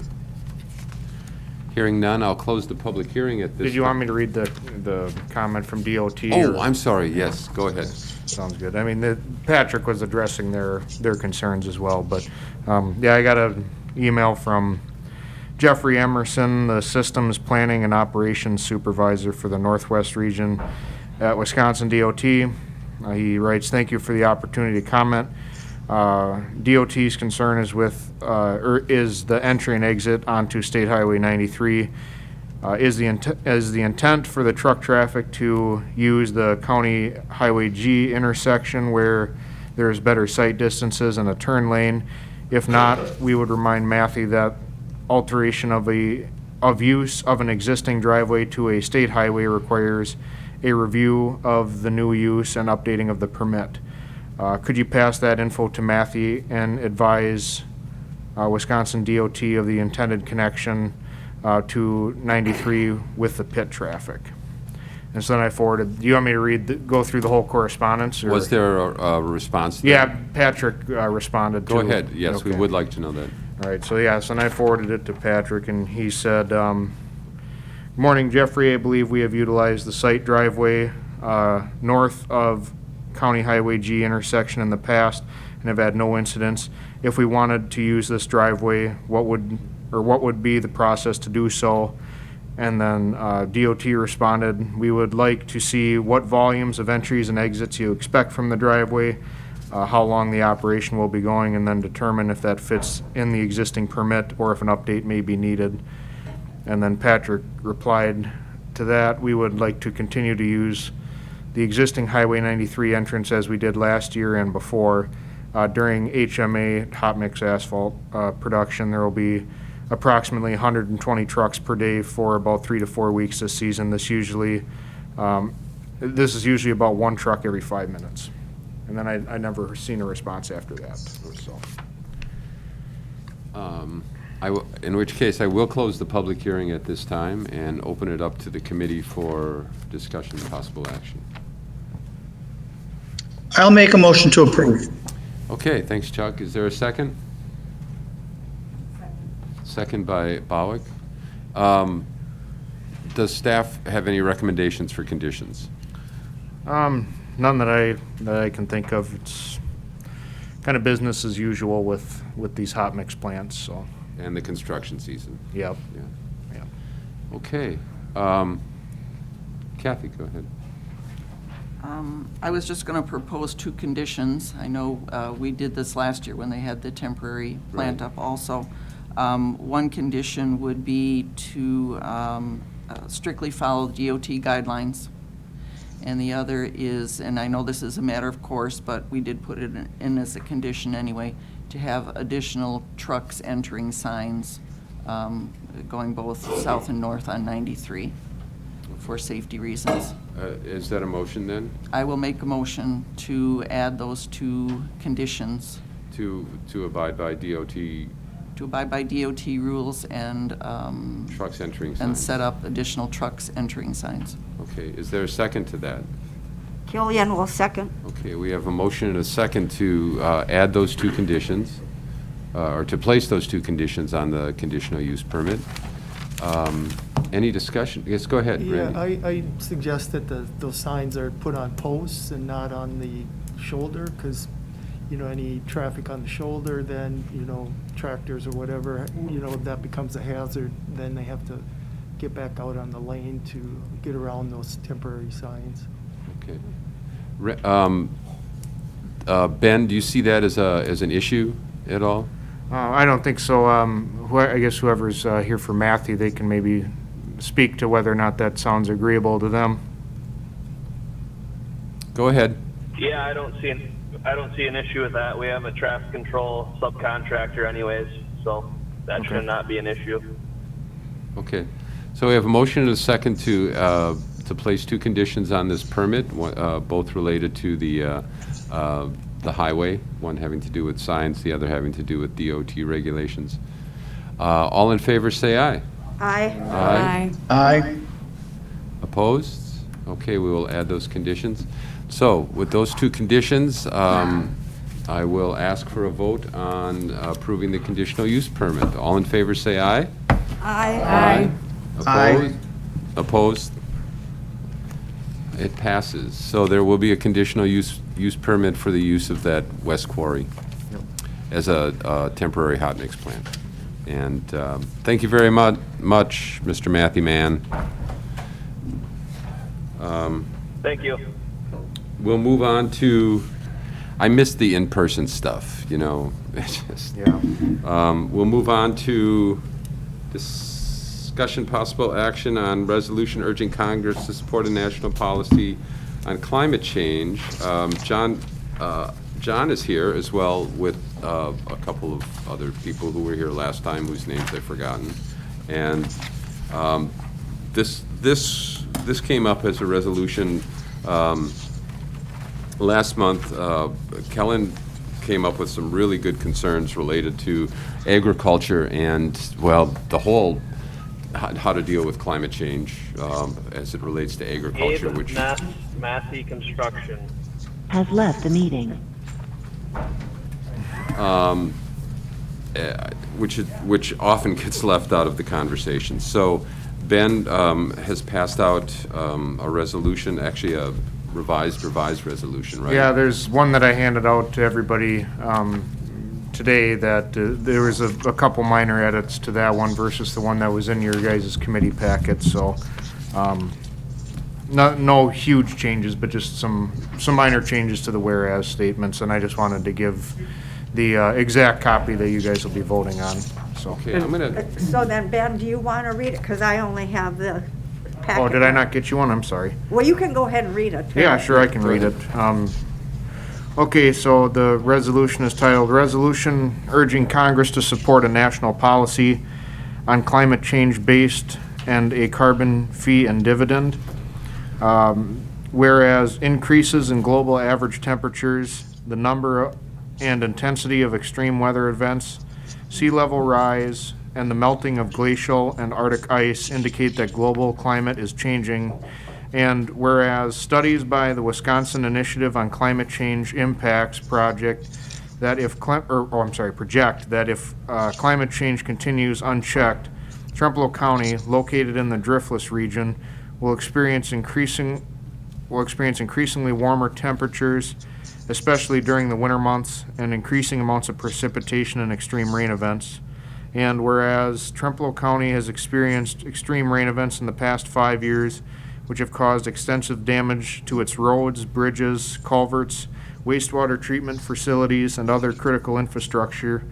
And whereas such changes in climate may also have adverse effects on Trempealeau County's forest and timber industry by decreasing suitable habitat for such commercially important species as white and red oak, increasing the risk of wildfires, and increasing stress from forest pests, diseases, and non-native species.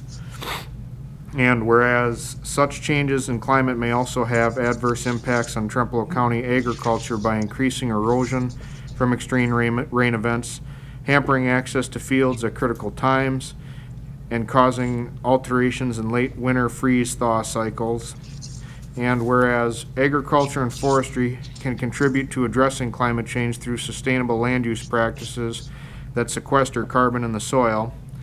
And whereas such changes in climate may also have adverse impacts on Trempealeau County's winter tourism economy by decreasing the duration of snow cover and rendering winter conditions less predictable.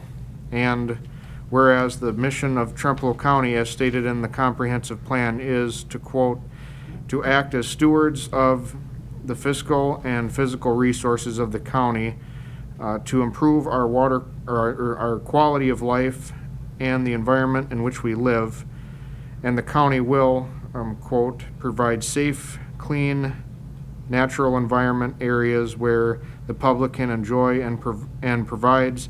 The county will, quote, balance economic viability of commercial and industrial uses with the environmental and social well-being of citizens.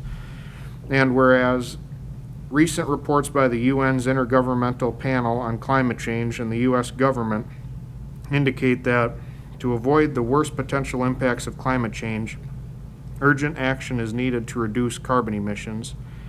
And whereas in order to reduce carbon emissions most effectively and efficiently, leading economists, including 4 past chairs of the Federal Reserve Board, 27 Nobel laureates, and 15 past chairs of the Council on Economic Advisors, recommend a gradually increasing carbon tax on fossil fuels, which the proceeds thereof return to American households as dividends, and with a border adjustment system to protect the competitiveness of American firms both nationally and internationally.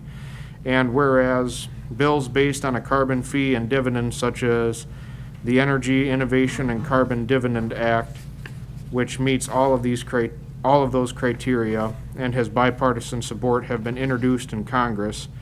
And whereas competent studies have projected that if such legislation is enacted, it will result in a substantial reduction in carbon emissions, as well as increases in GDP and employment, and that the dividends received by most low and moderate income households will be more than enough to offset price increases due to the carbon fee. And whereas the Growing Climate Solutions Act is a bill with bipartisan support that provides incentives for farmers and foresters to adopt sustainable land use practices that will also help reduce greenhouse gas emissions. Now, therefore, be it resolved that the Trempealeau County Board of Supervisors urges the United States Congress to pass legislation based on the Energy Innovation and Carbon Dividend Act and the Growing Climate Solutions Act without delay, and be it further resolved that the Trempealeau County Board of Supervisors urges that a carbon fee and dividend bill passed by Congress must include protections for farmers from rising fossil fuel costs, specifically on-farm fuel and fertilizer use, to safeguard a major economic segment of our rural economy and the security and international competitiveness of our nation's food supply. And be it further resolved that the Trempealeau County Clerk is directed to send copies of this resolution to Senator Ron Johnson, Senator Tammy Baldwin, Representative Ron Kind, Governor Tony Evers, State Senator Jeff Smith, State Representatives Kathy Berner and Treg Princhinsky, and Jesse James. Thank you. Is there a motion to approve the resolution? Point of Mr. order Chair? first. Yeah. Mr. Chair, this was tabled last month, and we Oh, did not have a motion to remove it from the table. Thank you so much. Mr. Chair, may I ask that the two young people that have joined us be able to make a statement? Yes, we have to get things off the table. Okay. We're gonna do some parliamentary stuff here. Thank you. Is there a motion to remove this from the table? I will make a motion to remove the item from the table. Is there a second? Second. Okay, all in favor say aye. Aye. Aye. Aye. Thank you. Was Opposed, that- same sign. It is now, what? Is that Beth or Carol? Carol. Carol. Okay, thank you. And one quick correction, Kathy Bernier is a state senator, not a representative. Okay. Got that? Got it. Okay. This is a slightly different we're taking the issue off the table. This is a slightly different, this is a different resolution. So I will entertain a motion to approve this resolution. I so move. Chuck, thank you. Is there a second? I'll second it. Okay, Randy, thank you. Now, John Scoug is here. He's brought a couple people from Whitehall High School. Is that true? And John has worked with Kellen and Ben, as I understand, and been in communication with them. Carol also had some input as well. Pardon? Carol also had some Carol, input. Carol, thank you. And maybe, I think Kathy maybe did too. All right, so maybe I was the only one who didn't have anything. I didn't either. You missed the party, George, I sorry. missed the party again. So John, why don't you introduce your students or the students rather, and what's going on here? Yeah, I've got Kevin, Carol, and Nyla Lisowski with me, and they have, I messed up last time by not asking them to speak in support of this, so they're Whitehall High School students, so if you would, do you want them to step to the microphone? Well, yeah, let's do that. I mean, we'll get some practice here in public speaking and everything. Push the button, get the red circle going, there we go. And I'll just say, when they heard that I was doing this, they came forward and wanted to be a part of it, and so I welcomed them aboard. You know, having young people that are passionate about our future is exciting for me to see anyway. All right, go. Yes, hello, my name is Kevin Carroll. I am a junior at Whitehall High School, and the resolution presented is stepping stones in the right direction for our future. By showing that we support this resolution, it shows that we want our state to help make change for climate control. I believe it comes down to how selfless we are in the situation we are in. In 2017, the United States emitted 6.5 metric tons of greenhouse gases. Carbon dioxide accounted for the largest percentage of greenhouse gases at 82%, stated by the Center for Climate and Energy Solutions. This resolution will help lower those carbon emissions and hopefully make a safe future for us. Thank you. Thank you. I'm Nyla Lisowski. I'm also a junior, and I agree with everything Kevin said. And I think that this resolution is a way to ensure our planet and our future generations stay safe, while also giving back to the community in the form of a dividend. And a move towards renewable energy will be crucial for the future of the Earth. Thank you. Thank you. Any discussion related to the resolution? Okay, hearing none. Kathy's got her mask down. Kathy's got Okay. her mask down. There's always problems when Kathy puts her mask down. Just a couple things I'm going to pass out. Wood County passed and I don't know if Ben saw the Wood County resolution. We can maybe discuss that on, is it the next agenda item? Agenda item 13, Kathy, I think would be great to discuss. Then we also. This was on climate change. not Oh, is it, clean on water. climate Yep. change, okay, I'm sorry. It's a climate change. So, No, I you have know, not just- seen that one Just yet. for information, this was just passed March 16th. Oh, yeah, I haven't seen that. And I did get this from Chris, I had email correspondence with both Christina Anderson and Matt Krieger from Wisconsin Land and Water. And Christina found this for me. So I only made 10 copies, and I'll hand out mine too, one for Mr. Scoug also. So I will, hand these out, and also hand out the emails correspondence I had with Land and Water. Land and Water is, as Ben probably knows, and Tess from our conference that we had in March, they are starting to work a lot on climate change also, with carbon change initiatives, and there is a YouTube that can be viewed by everyone, and it is in this email. They're also working with the Carbon Cycle Institute, along with USDA and carbon accounting tools. So there is a lot going on in the climate change arena right now. So just some additional information for everyone to have. Okay, thank you. We'll get that passed out. So, Kathy, what was did you say Wood County? Wood County. What was it a resolution? It or? is a resolution, and I will get that back to you. Oh, okay. okay, so all in favor of approving this resolution and moving it on to the county board, say aye. Aye. Aye. Opposed? Okay. I think at this point, Killian will have to abstain because I'm in support of the climate change, but I missed out on the whole conversation last month, so I don't really feel comfortable voting one way or the other. Okay. Even though I am in support of it, so I don't know, should I just vote yes or abstain? That's up to you. So I guess at this time, I'll just abstain. Okay, one abstention. We'll send this to the county board we'll be able to get this on the April 20th agenda? I think so. I Okay. guess. I can get in touch with Paul. All right, thank you. And John, thank you, and we appreciate you coming and bringing this to our attention. Thank you very much. And George, if I may, also, if John or company have any questions, you do have my email address. I'd be happy to get you in touch with Land and Water if you'd like. Actually, I just heard, would you say Matt Krieger? Matt Krieger. I just heard him speaking about some of the conservation measures in the budget. So yeah, I will be in touch. Good, thank you. We're going to move to the 9 key element watershed plan for Trempealeau County watershed. This is just what we were talking about, the new stuff coming down the line. So who's taking the lead on this? I can, George. Okay. So Andrew Craig with Wisconsin DNR reached out to me.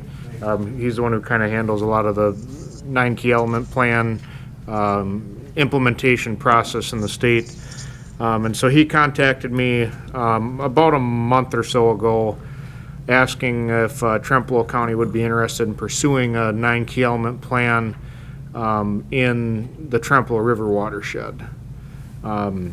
It's a pretty big process to go through, and the state actually is getting, I believe, some federal funding to do some of the metric surveying and some of the modeling stuff that's required for the 9 key element plans. But and I told them that before I could give them an answer whether or not we were interested, that I'd have to at least bring it before the committee. And to be honest, I don't know a heck of a lot about 9 key element plans. I know that they are a great tool as far as ascertaining grant money for for projects within that watershed, and you can really pinpoint where a lot of the work needs to be done because there is some pretty intensive modeling that goes on inside the watershed boundaries. So they're a useful tool for sure. So, Tess, you brought up the issue of staffing, and I know when we talked even about doing a survey of Turton Creek, you were clear that would really stretch our resources. What do you think about this? I mean, I think it would be absolutely great. What I've seen like a lot of counties do is hire, when they are working on something like this, is they hire like an LTE or like a, maybe like a 3-year type position to kind of help out with this type of workload. Yeah, I don't know too much about this either. I'd have to do like a little bit more research on it. But I think it would be, great for Trempealeau County to move forward because like Ben said, It's an excellent way to secure a lot of grant funding. And I know that there are very old 9 key element plans Yeah, there's 9 key. upstairs in the archives somewhere. Yeah, I have them on our, there's 9 key plans on all our watersheds, like the Beef River, Trempealeau River, and Black River. Yeah, they're just watersheds. very outdated, you Yeah, know, they're- from the 80s, and, you know, no offense or anything. But I'm just saying, like, in modern day times, you know, like, they're no longer applicable to the resources that we're looking at today, so. And agriculture has Because changed mainly a lot of the significantly. implementation strategies in those old 9 key plans was putting barnyards on 40 acre, or, 40 cow dairies, which, Right. we just don't see a lot of anymore, I have a copy of the Trempealeau watershed if you want one, so. But the nice thing is that, DNR is willing to, I guess kind of. They're showing interest in Trempealeau They're showing County. interest in Yeah. Trempealeau County, and they're willing to, go to the feds to try and get some money for us, so that way we can, maybe even hire some of this workload out too. Is it, so the benefit, I mean, I imagine that we're just wondering what would be It's the benefits of Well, it's this? updating a lot of, like, the current data. So they're going to take a look at, I mean, if they're wanting to implement this in the Trempealeau River watershed, that's about half the county.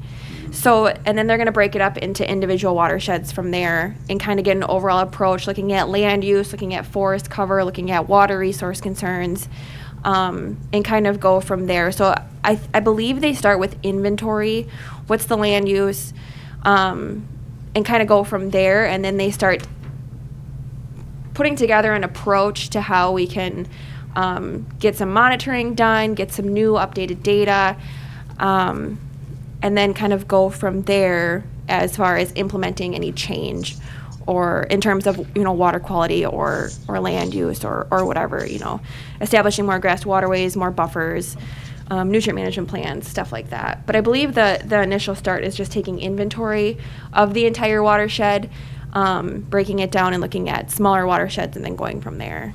It's supposed to be kind of a prescription book that you can use to be like, okay, here's some things you can do to, improve water quality in this watershed. And to be clear, too, all I'm asking today is that, is just, I guess, committee approval just to move forward with it. I mean, I would certainly intend on keeping you guys updated throughout the whole way, because, as we move forward with DNR, if they're like, oh, the county's gonna have to do this and we just don't have the staff or time to do it, then obviously at that point, we're gonna have to say, well, we can't, we can't move forward with it at that point. But I guess I'm mainly just looking for approval just to move forward and gather some more information, just kind of take the next step in the process, I guess.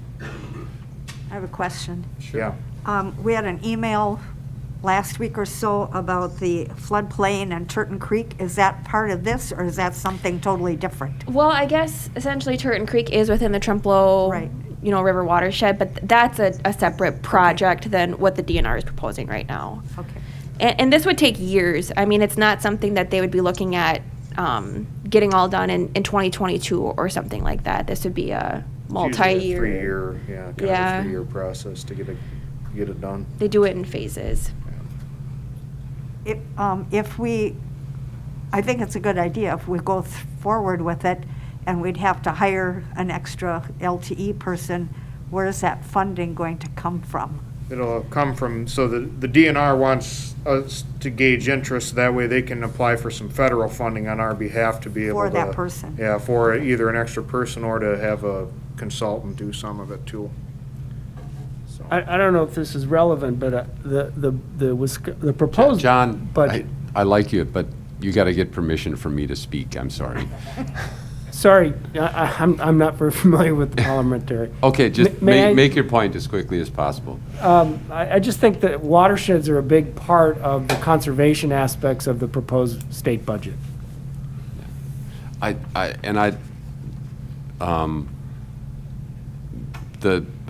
have the hard copy of the Trempealeau County 9-point plan from late 70s, early 80s, whenever it was. But once that was finished, it was, as you say, the sort of guidebook for all the projects that went on in the county for over a decade, actually more than that. And, Tess, when you were talking about or maybe it was Nick who was talking about having 15, 16 people in the Land Conservation Department. That's what they were doing, is they were taking the funding from the watershed projects to make sure all of the recommendations related to that plan got put into effect, you know, and unfortunately, things changed, and you know, like you say, those 40 cow herds in the barnyards and all those other things are now pretty much just sitting out there because there's nothing in the barnyards anymore. Yeah, it's a different prescription now. It's, Yeah, you know, than it and was so back it would- in the 90s or 80s, you know. It would be interesting to see what they would be prescribing for addressing what issues they might be able to find. Right, for sure. So if that is beginning to be a focus, and it looks like someone's interested in going to bat for us, and we need staff, and there's issues on the ground, let's do it, huh? So Killian would make a motion to pursue moving forward with this 9 key element watershed plan for Trempealeau River watershed. Is there a second? Zeglin will give a hearty second. Okay. Any other discussion? Okay, all in favor say aye. Aye. Aye. Opposed? Okay, you have something to tell the DNR. Yes, We're on thank you. board. And maybe what I'll do too is I might send, when I get some good information on the plans, I can maybe email that out to you guys too. That way you'd have a chance to gather some more info on it as well. Yeah, we can certainly come back and report to the committee too, whether that's monthly or, you know, every other month or something, depending on how long this takes and what the next steps will be. Okay. Then that other email on the floodplain with Turton Creek, can you give me a little insight on that? Does that fit into any of this? Or That's is an that org- something like with the city of Arcadia and what they're doing with their whole? Correct, yeah, I believe that has to do with Army Corps. Yeah, that's part of the flood study, Beth. So that's, through FEMA and Army Corps are kind of working on that part of it. And that's, strictly for looking at flood impacts. And so the Army Corps kind of decided that they wanted to focus on the Turton Creek watershed. I think, because obviously the Turton Creek has also a pretty significant effect on the city's flooding issues as well with the Trempealeau River, so, since it flows right through town. So are we involved with that, or they're just giving us an FYI in that email? We, I guess I can kind of answer that. Some of us, Buzz Sorgi and I, expressed interest in that conversation, and they just never got back to us, right? I haven't heard anything yet. Yeah. I haven't heard anything back. They were wondering if we were interested. We expressed interest, and but It's in the air, Leah. It's in the air with the realization that we're short of staff, because it sounded like they wanted us to do the work, and then they would come up with the conclusions. So, but Okay. they haven't gotten back to us. Thank you. George? Yeah. This was from the email from about 2 weeks ago? Right. Okay, all right. Thank you. Okay, we'll move on to the next item, which has to do with a resolution regarding governmental responsibility resolution, authorization to sign and submit grant documents for runoff management grants. Is this Tess? George, I think you skipped one. I Yeah, think you you went to skipped 12. 11 there, George. Yeah, we're on 11. Oh, notice the discharge grant resolution. I just went to what was next on my packet. Yeah, sorry. Okay.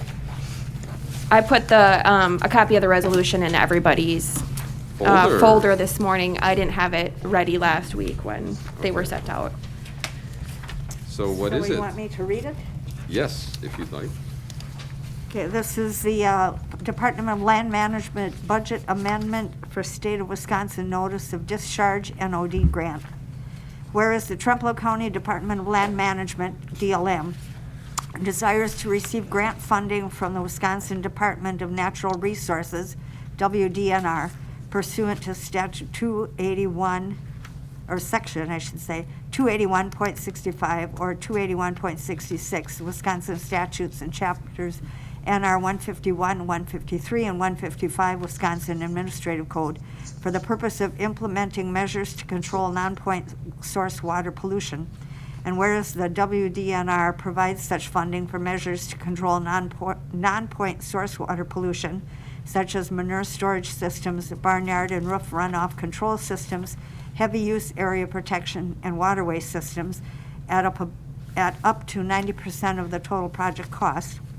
Whereas the remaining 10% of the cost share amount is the responsibility of the applicant's landowners, and whereas the Department of Land Management's original budget for notice of discharge, NOD, grants did not anticipate additional revenues for 2021, whereas the Department of Land Management has been notified that in order for best management practices to be installed and meet requirements of the WDNR notice of discharge grant, the county will need to make intermittent payments not to exceed $700,000 to the contractor of the installed best management practices until reimbursement payment can be received from WDNR. Now be it resolved that the budget revenue account 226.43588 and budget expenditure account 226.403 can be adjusted to show the increase of $700,000 and introduced by the Environment and Land Use Committee. Is there a motion to approve the resolution allowing us to take the money from the DNR? Killian will that make, motion. okay. Killian will second. Okay. Zegland and Killian. So, where did this money come from? Yeah, so we have a landowner in Trempealeau County who is receiving this grant, and how the program works is it's a reimbursement program. So somebody has to pay, whether it's the county or the landowner, has to pay the contractors that complete the work so much money, and then the DNR will reimburse after that.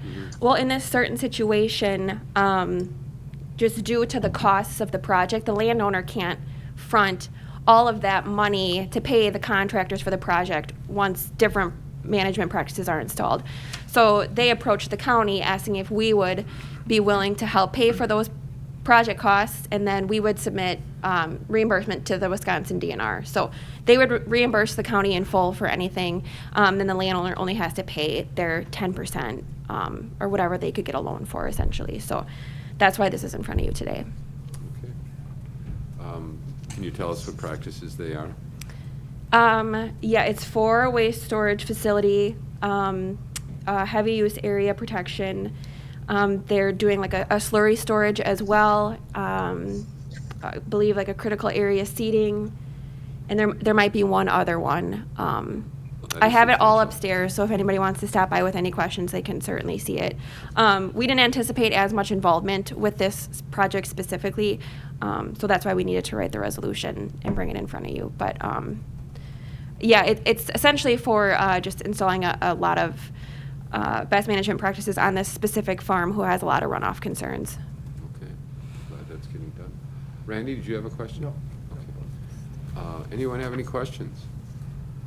So in other words, your office will just be like a funnel to handle the monies, is that correct? Essentially. Okay. All in favor? Kathy, were you gonna? Well, I do have a concern that this is kind of us floating a loan for the landowner. Am I wrong? Am I wrong in this assumption? Not necessarily, but in a sense, if this project doesn't get completed, this certain farm is looking at receiving tons and tons of fines from the Wisconsin DNR. Now that they have this grant, they have to do the work. So although it is concerning that we are like essentially floating money, this project has to get done no matter what. So, and they want to do all the construction in 2021. So yes, you do have a valid concern about us like floating money, but the project has to get done and has to get signed off. The landowner is working with private engineers that'll be on site throughout this entire project and whatnot. So yes, we are floating money essentially, but they'll be signing off on it, and then as soon as we get that sign off, we apply for reimbursement through the DNR, and then we'll get money and kind of go again. Where does this money come from in the meantime? Do we have a pot of money sitting there for $700,000 to pay the bills? That'd be a really good question for Becky. I guess I don't know when it comes down to budgeting, but I know essentially it ends up being a wash. Yeah, right. That's, Yeah, go ahead. Yeah, go ahead. yeah, from what I understand, so this is, that's kind of how all of our cost share practices are done. It's, we pay out, and usually the money comes out of the general fund, actually. So the money that we pay out to a contractor for a project is gonna come out of the general fund. And when we get reimbursements, which is usually only once a year in like January or February for the following year, then we essentially throw all that money back into the general fund. So it's just a put and take, more or less. Yeah, especially when we're working with state programs, it's always a reimbursement. So the county always fronts the initial cost, and then we get reimbursement from either DATCAP or DNR, depending on the project. This one's just unique because it is a large-scale project compared to what we usually do. It seems like a slippery slope. We're setting a precedent here. Well, I think what Ben was just describing is that this is how we do it. In terms of paying for things. It is, yeah. And it does get paid out, not all at once, but as certain aspects of it become finished. Right, yep. So when I spoke with Cindy Kapersky from the DNR, she said certain projects will be installed hopefully in June, weather dependent, and then they're going to sign off on it. We can do that initial payment. We can get reimbursement from the DNR, and then they're going to look at doing 2 more projects in August. So that's their goal, like construction-wise. And see, with a project this large either, that's kind of the only, this is a unique situation where we run into it, because usually with a contractor, they don't mind getting paid till after the project's done, and everything's all complete at that point, that when you get into these larger jobs like this, that's when, a contractor may not necessarily be able to, bankroll $700,000 worth of work. That's ultimately where, where this situation's a little bit unique compared to our other projects, in a, $10,000 or $15,000 project, most contractors are able to bankroll that till they get paid, so. Getting back to the general fund, so would this be, thinking of the next step, the county board will have to approve taking it out of the general fund. Will the county board be taking out little portions here and there, or will they be taking out the whole 700,000 at one point? Well, and I don't know how that works. We just put not to exceed 700,000. I don't remember what the exact cost estimate of the total project was, but it wasn't 700,000. It was approaching that. So that's why we wrote, the verbiage as not to exceed. But from my understanding, it's going to be little chunks reimbursement and then little chunks reimbursement. So it won't be one big lump sum come like September or something like that. Sure. So then, let's say every month or every other month, the county board will have to take money out of the general fund to pay for this, and then at the end, we'll get the lump sum to reimburse? To be honest, I don't know if this has to go to county board for payment approvals. I think this is something that'll be taken care of. Coming out of the general fund is, yes. But that's how we do all of our, yeah. Okay. So Hi. So this is, the NOD is exactly, if you were to think about it as trim and land and water. Okay. It's handled the same way any of our grants are handled. So the money, this budget amendment would set aside this money specifically for this project. We would then pull money from it every time we got a bill. We would only pay when the portion of that the project was completed. We don't do partial payments in regards to something that's not completed. So until they finish the actual manure storage portion that could be paid, then we would do a reimbursement.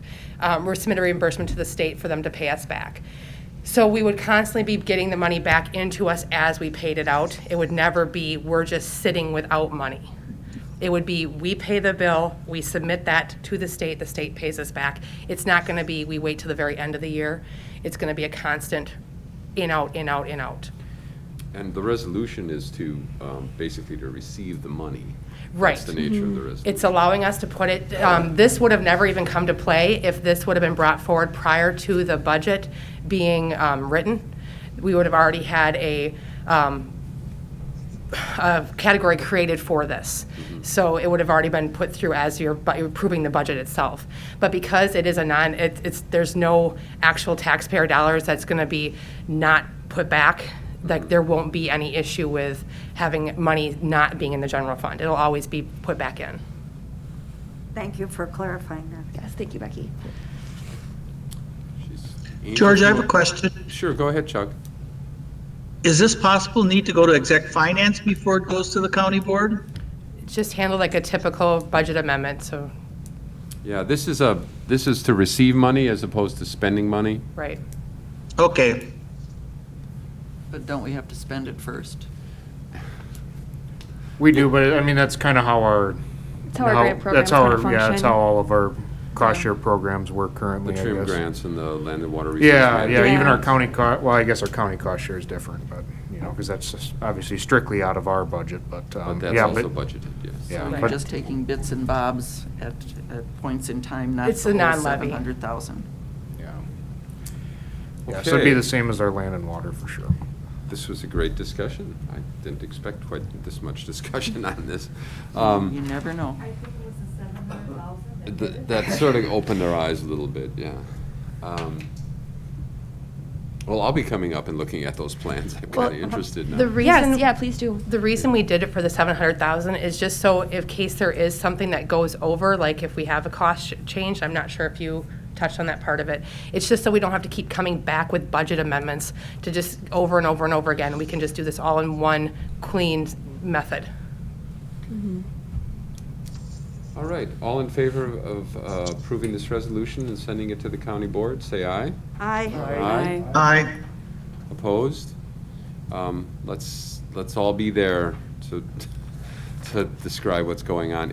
Our next county board meeting is during the day, on the 20th, so hopefully you all can be there, and Becky to explain how it is that we fund these projects. Sure. Thank you. Now, are we 13. 13? 12, that's what I thought. Resolution for 12. governmental unit responsibility for trim grants. Yeah, targeted resource management.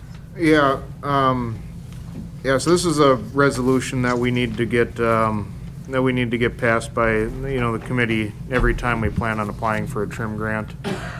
So there's one landowner in the county that I have interested for 2022 for a trim grant for a waste storage facility, so, I essentially, this is something I need to attach to that grant application. And I don't know, Beth, if you want to read through it, otherwise I can read through it. We'll have I don't Beth read think it. I have a copy. Here we go.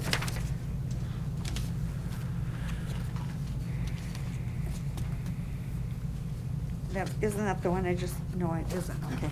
I was confused. The governmental responsibility resolution giving authorization to sign and submit grant documents for runoff management grants. Whereas the Trempealeau County Department of Land Management, DLM, desires to receive grant funding from the Wisconsin Department of Natural Resources, WDNR, for the purpose of implementing measures to control agriculture or urban stormwater runoff pollution sources as described in the application and pursuant to section 285.6. Isn't this the one I just read? No. Okay, sorry. 281.65 or 281.66 Wisconsin Statute and chapters NR 151, 153, and 155 Wisconsin Administrative Code. And whereas the WDNR provides such funding for measures to control non-point source water pollution, such as manure storage systems, barnyard and roof runoff control systems, heavy use area protection, and waterway systems at 70% of the project cost up to $225,000. And whereas the remaining 30% of the cost share amount is the responsibility of the applicant's landowners, and whereas the WDNR requires the County Board of Supervisors to authorize the appropriate staff to sign and submit the grant application, environmental hazard assessment form, grant agreement, and grant reimbursements request. Now therefore be it resolved that the Trempealeau County Board of Supervisors authorizes the DLM Director or Environment and Land Use Committee Chairperson to sign and submit a grant application to the WDNR for purposes of controlling non-point source water pollution, and to sign the grant agreement between the DLM and the WDNR. And be it further resolved that the County Board of Supervisors authorizes the county conservationist and/or the conservation engineering specialist to enter into cost share agreements with landowner operator to install best management practices, submit a signed environmentally hazard assessment form to the WDNR, if applicable, to submit signed quarterly and final report forms to the WDNR, and take necessary action to undertake, direct, and complete the approved project. And be it further resolved that the County Board of Supervisors authorizes the DLM fiscal coordinator to make cost share payments to landowner operator after payment is requested. Evidence of contractor payment by landowner operator has been received, and grantee has verified proper best management practice installation, and sign and submit grant reimbursement claims along with necessary supporting documentation to the WDNR. Be it further resolved that the Trempealeau County DLM shall comply with all state and federal laws, regulations, and permit requirements pertaining to the implementation of this project and to fulfillment of the grant document provisions introduced by the Environment and Land Use Committee. Is there a motion to approve the resolution?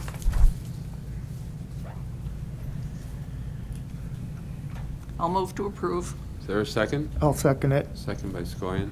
And again, Ben, this is something we do every year in order to be eligible for TRIM grants. Yeah, we need to do it in order to, it's essentially just a resolution saying that we're going to follow all their rules, so. Okay. All in favor of approving the resolution, say aye. Aye. Aye. Aye. Opposed? We will be sending this, you're going to be needing all of our signatures on these, so I don't know which copy we're going to be sending to the. I got clean copies here. Okay, be sure to send those around for everybody. Yep, I will once we get through the last one here. Nobody leave until all that's done. Okay, just, George, would somebody make sure they put an X or something for me signing them for being here? Okay, will do. Oh man, where are we now? 13? A discussion possible action on resolution supporting the efforts of 4 statewide organizations to introduce clean water measures legislatively this term. Here we go again. Here we go again. Go ahead. I get practice reading today. The resolution urging Wisconsin legislature to support clean water initiatives. Whereas 4 long-established and well-respected statewide groups, Wisconsin Land and Water Conservation Association, Clean Wisconsin, the Dairy Business Association, and the Nature Conservancy, have joined forces to implore legislative action outlined below. And whereas these 4 organizations have outlined 4 principles that will guide and inform their joint efforts to obtain comprehensive policy changes, including increasing well testing and well replacement funding, updating the state CAFO, Concentrated Animal Feeding Operations Program, and bolstering current conservation efforts. And whereas conservatively, it is estimated that 10/5 of rural wells and some municipal wells in Wisconsin are polluted with nitrates. And whereas excess nitrates in groundwater and phosphorus in surface water have led to algae blooms on inland lakes and streams, which have the effect of reducing tourism and recreational pursuits. And whereas excess nitrates are a known and well-documented direct threat to human health, and whereas specific actions needed to be instituted, like managing unintended agricultural runoff, supporting farms that meet water quality standards, only permitting those agribusinesses that do meet water quality standards, helping farms to grow foods with fewer negative environmental impacts, encouraging innovative farming practices, and recognizing that on sensitive soils, farming practices will have to change more dramatically in order to protect our water resources. And whereas remediation of polluted waterways and groundwater will take years to accomplish, and whereas many farmers in Trempealeau County and throughout the Driftless region realize the magnitude of the problem and are participating in farmer-led initiatives directed toward implementing best management practices that independent of legislative action, and whereas recommendations of the Speaker's Task Force on Water Quality have not, as of yet, been implemented. Whereas the Energy Innovation and Carbon Dividend Act meets all of those criteria and has bipartisan support. And now therefore be it resolved that the Trempealeau County Board of Supervisors urges the Wisconsin State Legislature to codify specific needed water protection measures as outlined in the Speaker's Task Force on Water Quality recommendations and commentary by the Wisconsin Land and Water Conservation Association, Clean Wisconsin, the Dairy Business Association, and the Nature Conservancy, and put timelines in place to accomplish these goals. Be it further resolved that the Trempealeau County Clerk is directed to send copies of this resolution to Governor Tony Evers, State Senator Jeff Smith, and State Representatives Kathy Bernier, Troy Pronjinski and Jesse James, introduced by our Environment and Land Use Committee. Is there a motion to approve? Motion to approve, Mr. Chair. I'll second with 2 corrections. I was gonna say, I noticed a couple corrections in reading through that, so. Sure, yeah, so that last whereas statement, that one somehow got thrown in there, that was actually on the climate change resolution, Right, so. that's sort of what I thought. Yeah, so that one, it can essentially be, I guess, removed, and then also it's supposed to be 1 out of 5 rural wells, not 10 out of 5 rural wells. I thought about it, 10/5. Yeah, I was like, man, we got quite the problem, but no, it's supposed to be 1 out of 5, so I will, I'll clean up that copy and I can bring it down to get, Okay, then- and Kathy Bernier is still a state senator from? As far as I know, she hasn't been let go yet. Sounds good. And then in the fourth whereas, should be in surface water have led LED to algae Oh, blooms. yes. have oh, led to- sure, okay. Do we need to address something about proper well abandonment? Yes. Um, That is, That is left open, that is a source to the water aquifer, so your well abandonment is very important as far as your clean water.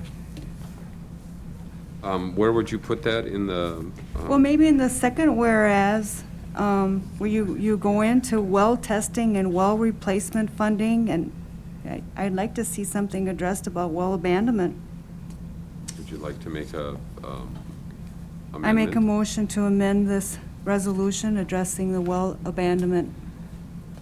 Is there a second to that? Killian will second. Okay, motion and a second to insert language addressing, to address the importance of funding well abandonment. All in favor of approving the amendment, say aye. Aye. Aye. Okay, Ben will find some way, and all opposed? Okay, it passes. Ben will find some way to, an appropriate place to insert that into the language. Any other questions or issues? All right, all in favor of approving the resolution as amended, say aye. Aye. Aye. Opposed? It passes, and Ben's going to make those Yeah, I'm gonna make changes the edits and I'll bring it back down. Get some stuff back down here for us. Town's representative's position. I suspect Kathy is going to have to do that for us. Since I'm the town's representative, I suppose. So how is it's generally, we get something from the Towns Association recommending an appointment. Thank you, Ben. Thank you, Tess. Okay. Okay, well, we'll see you later. Well, being year of COVID, of course, there are all kinds of interesting things going on.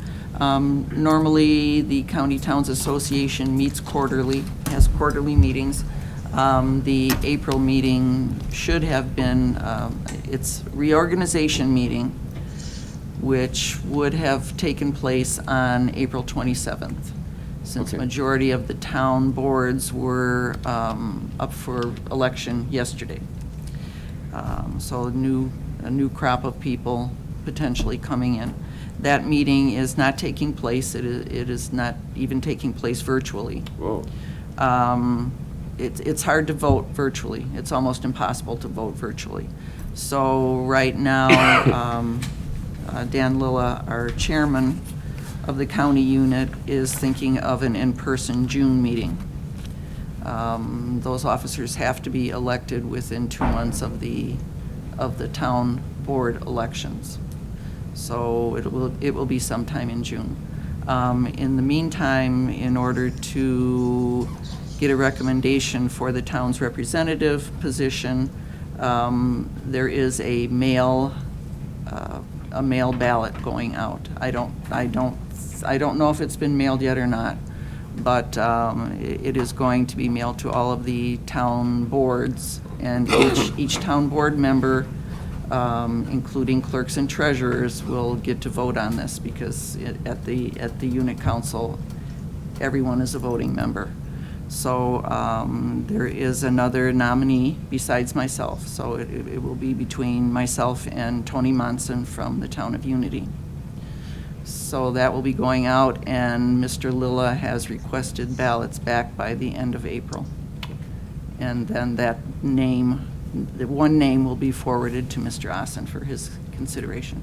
Right, and this is how we've taken the recommendation of the Towns Association in the years past. So we will wait for their recommendation. It will be forwarded to Mr. Ossen. Okay. He will not have it probably before May 1st. So perhaps we'll address it in the May meeting. Yeah. Do we, in the meantime, appoint or make a motion that Kathy continue in the position? Yes, Because otherwise, we'd have an open position? that sounds like. I mean, I don't know how that works. Because your term ends April 1st or something like that. Or May 1st. I believe it's reappointed for May. I think it's April 30th. Oh, till April 30th? I think it's April 30th. Okay. When I was first seated in the committee, it was at the May meeting. Okay. 2013, a few years ago. Yeah. Has it been 7 years? Yeah. So it sounds like that wouldn't be necessary. Okay. She's still a member, she's a member of the committee. Except we won't have a county board meeting until the third week in May. So. To approve that. Right. John, you got any thoughts on this? Well, This is so the weird. deal, because of the COVID and stuff, and they're not having their meeting, we were just going to delay everything 1 month. So So, like you said, it would be fine to just carry on as it is until, We've done that in. and it other may stay areas. the same anyway, so So we don't have to make any motion or anything? I would to think if you want to continue make a one more motion month? to at least extend the term out to the end of May, which is normally end of April, just extend it 1 month. Then I would make that motion, so we have a representative on the Okay. committee. Is there a second? Second. Motion a second to extend a Towns Association representative position till the end of May. All in favor, say aye. Aye. Aye? Aye. Opposed? Kathy's been a incredibly active and engaged member from the Towns Association, or is an incredibly active and engaged member. Very much a resource, and has been our main connection to Wisconsin Land and Water Correct. Conservation Association. Thank you. Thank you for another month, and I hope to continue on further. Okay. And now, Mark, you've been, hi, Virg. I don't know, George, I was informed that there weren't any payments, but I thought, well, maybe we could squeeze in the fact that we sent the letters out to the Wisconsin Counties Association and the senators and the representatives regarding that wildlife damage issue from last month, and that you did get a response from the Wisconsin counties, and maybe you'd want to elaborate on that? Yeah, thank you. I'm glad you brought that up, because that's on my little pink note. So generally, we get, when we send things out to representatives and senators and Wisconsin Counties Association, the governor's office, at the very most, we'll get back, well, thank you for your concern, and we'll look into it. But they won't even say that. It's mostly, thank you for your communication. But we did get an email back from the Wisconsin Counties Association saying, we have an environmental expert and a legislative expert who's interested in talking to you about this issue. And was it yesterday? Monday? Monday. I was in the office. I got to sit in Joe's chair and talk on the phone, and Dan Barr and Kyle Christensen heard me out for a good 20 minutes or so as I was describing, Kyle made the comment that the changes were like a solution looking for a problem. And I tried to explain to them that there was no problem. They were unaware that 69 of the 72 counties were involved in the wildlife damage program, that APHIS was contracted through the USDA for the DNR to do this. They basically had no idea of how the program worked at all. And when it came up last year and they were contacted, they had no position because it was so under the radar that most counties didn't even know what was happening. So hopefully, I'm never sure when I communicate with Dan Barr if he's actually listening, to tell you the truth. But because his first question was, well, how about a compromise? How about, you know, a choice thing? And I'm like, there's no need for a compromise because there's no problem. And so I tried to give him as much information as I could based on what we have from our experience in years and years and years with the program, as well as the sort of outline that Dwayne gave us last time. We'll see what happens. They're going to email us back. So we don't need to write letters yet? Wouldn't hurt. Okay. Wouldn't hurt. Thank you, Verge, for reminding me.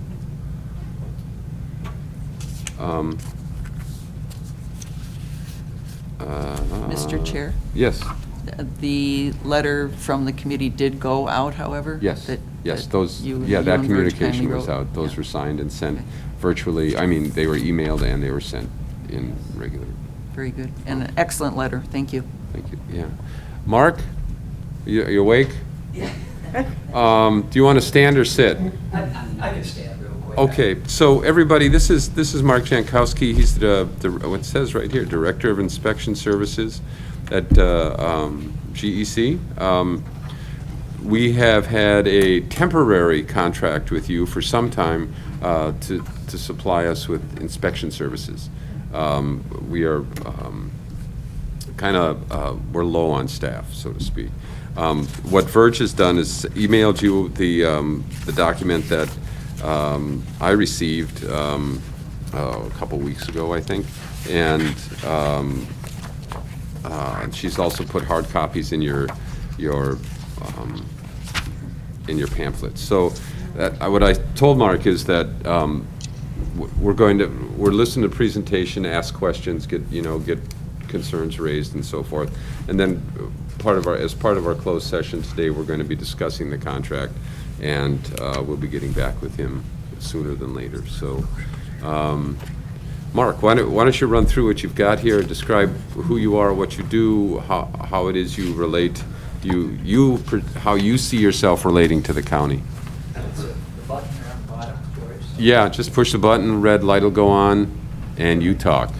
Good morning, everyone. Thanks for having me. I'm here with Adam Pillard. Maybe as you know, we've been kind of helping you out in the building inspection department since I think November. We have probably 3 guys working here right now helping you out.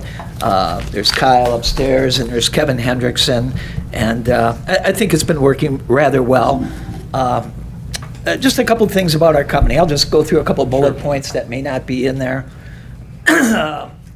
I and another contractor started out our inspection department a quarter of a century ago. It was just 2 of us, and we never really marketed any communities. And now we're up to a staff of 35 people in our department. We just recently hired 3 more.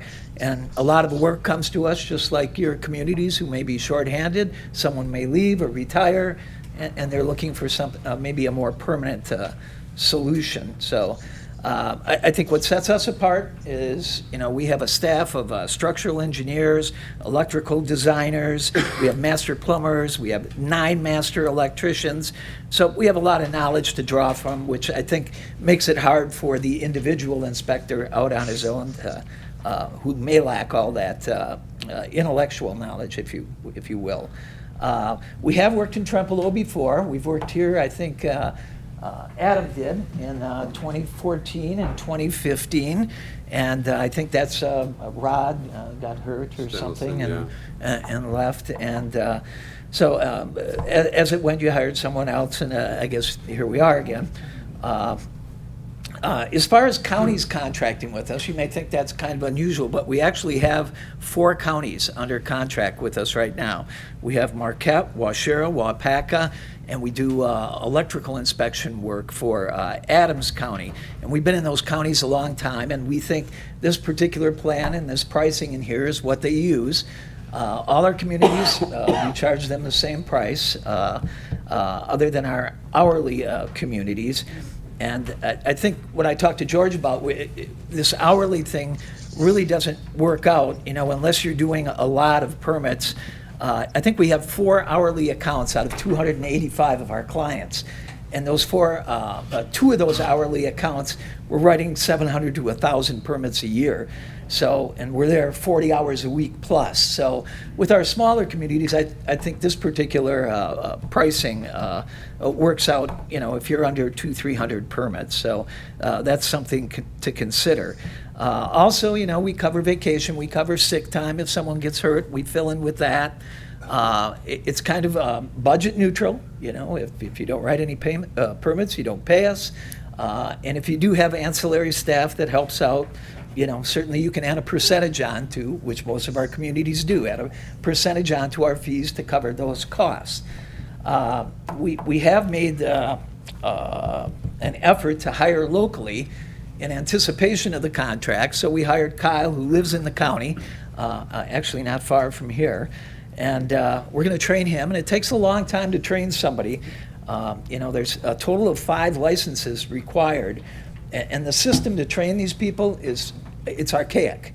It's tests run at different times to take the exams, and unless you're really sharp in electrical, plumbing, construction, and HVAC, there's time you have to study and train, and that can take up to a year or two to pass all those examinations.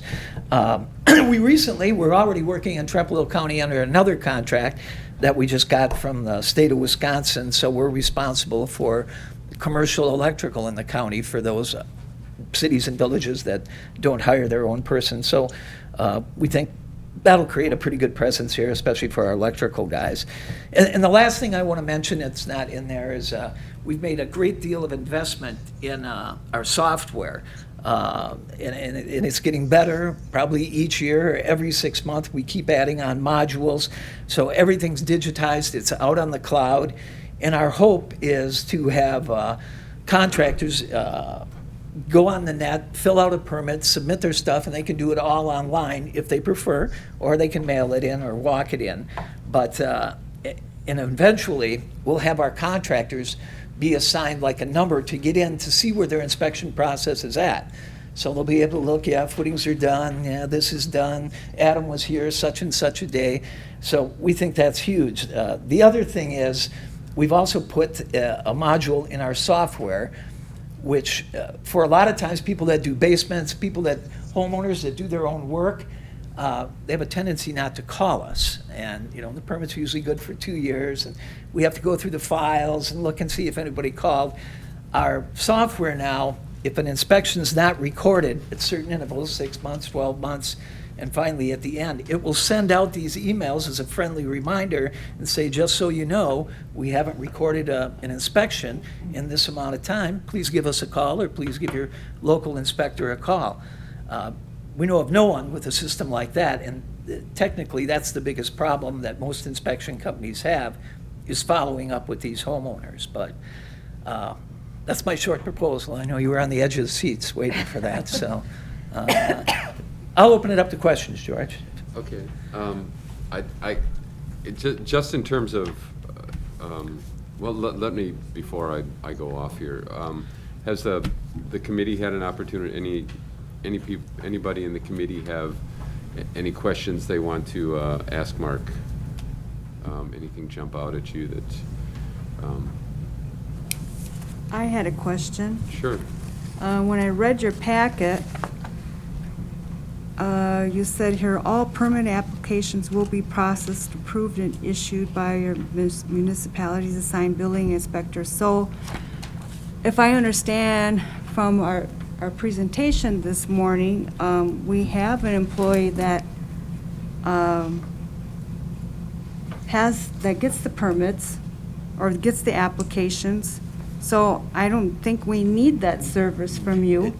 Perfectly fine. And in fact, I work in a large If I'm not understanding right, so then I would see that would probably decrease in what you're charging us.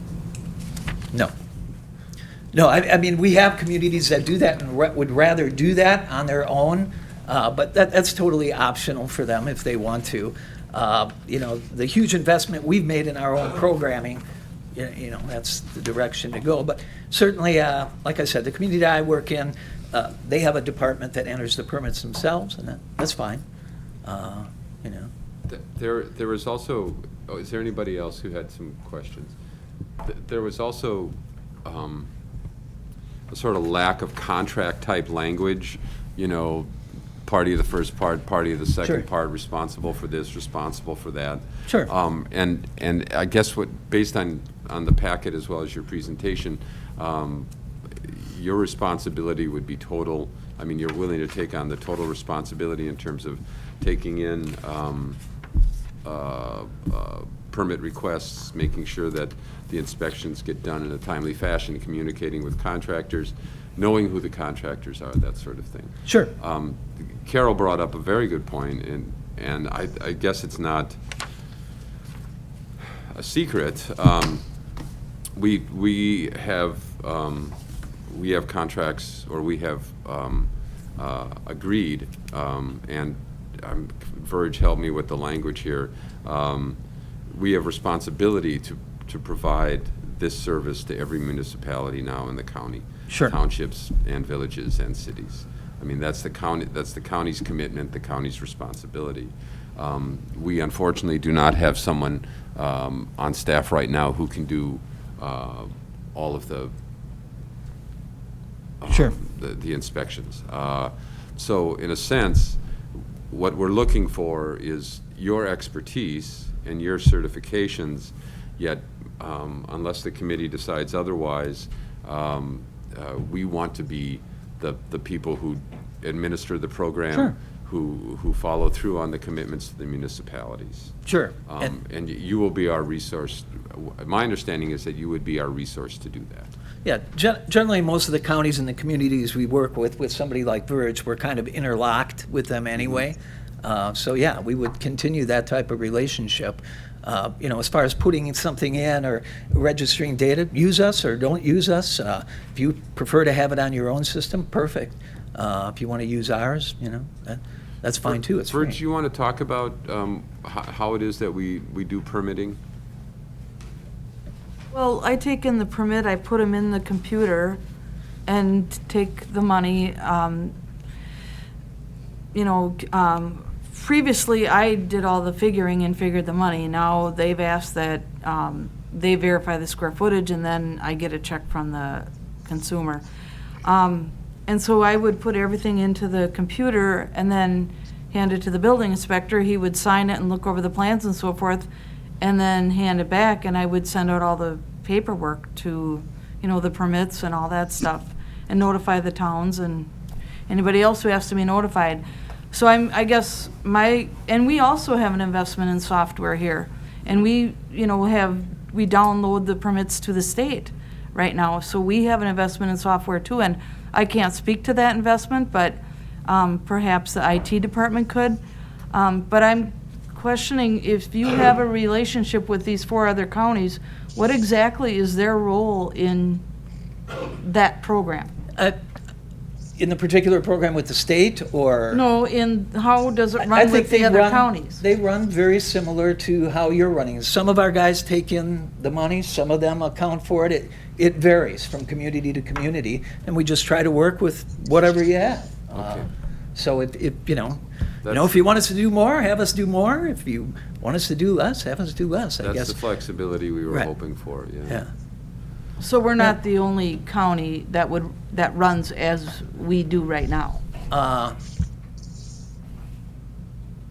You're the only hourly one we have. Everybody else uses Oh, this. right, but yeah. I'm saying as far as. as far as ancillary The way help. it's handled. Yeah, no, that's perfectly fine with us.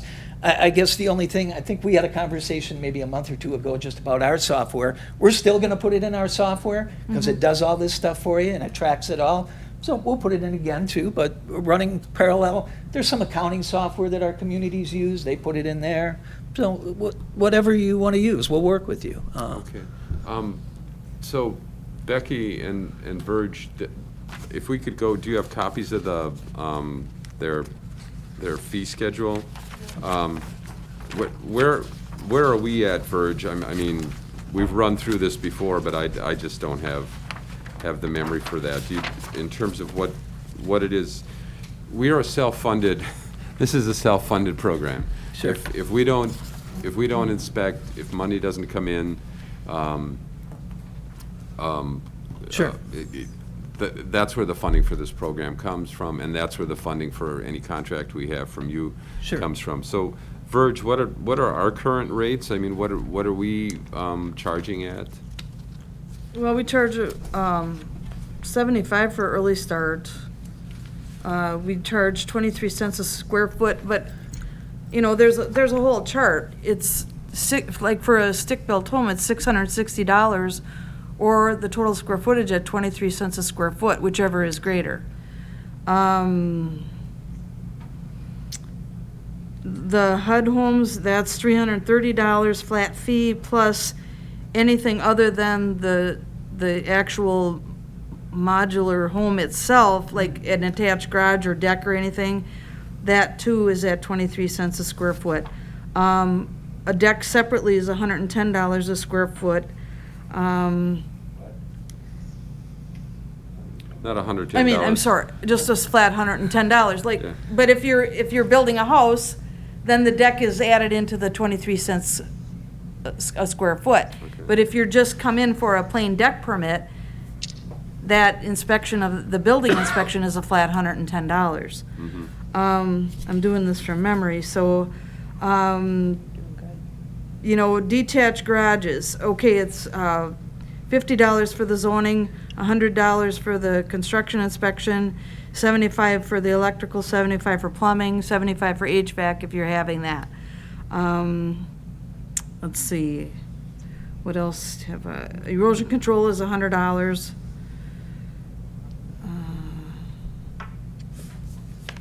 Well, what I'm seeing as you're running through this is that the fees that we charge are less than the fees that GEC is charging. So if we continue to charge at our fee schedule, we're going to end up losing money by paying them for on their fee schedule.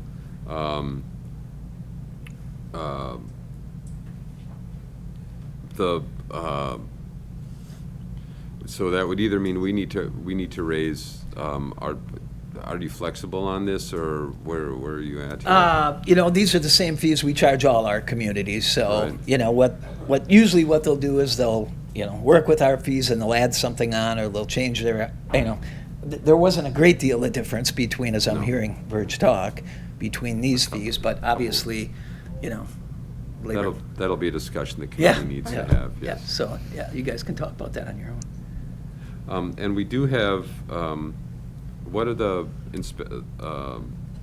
certifications that Mark has? It's erosion control and stormwater management. Well, he has erosion control. There were several people in the office that had erosion control. I don't know if they still have it.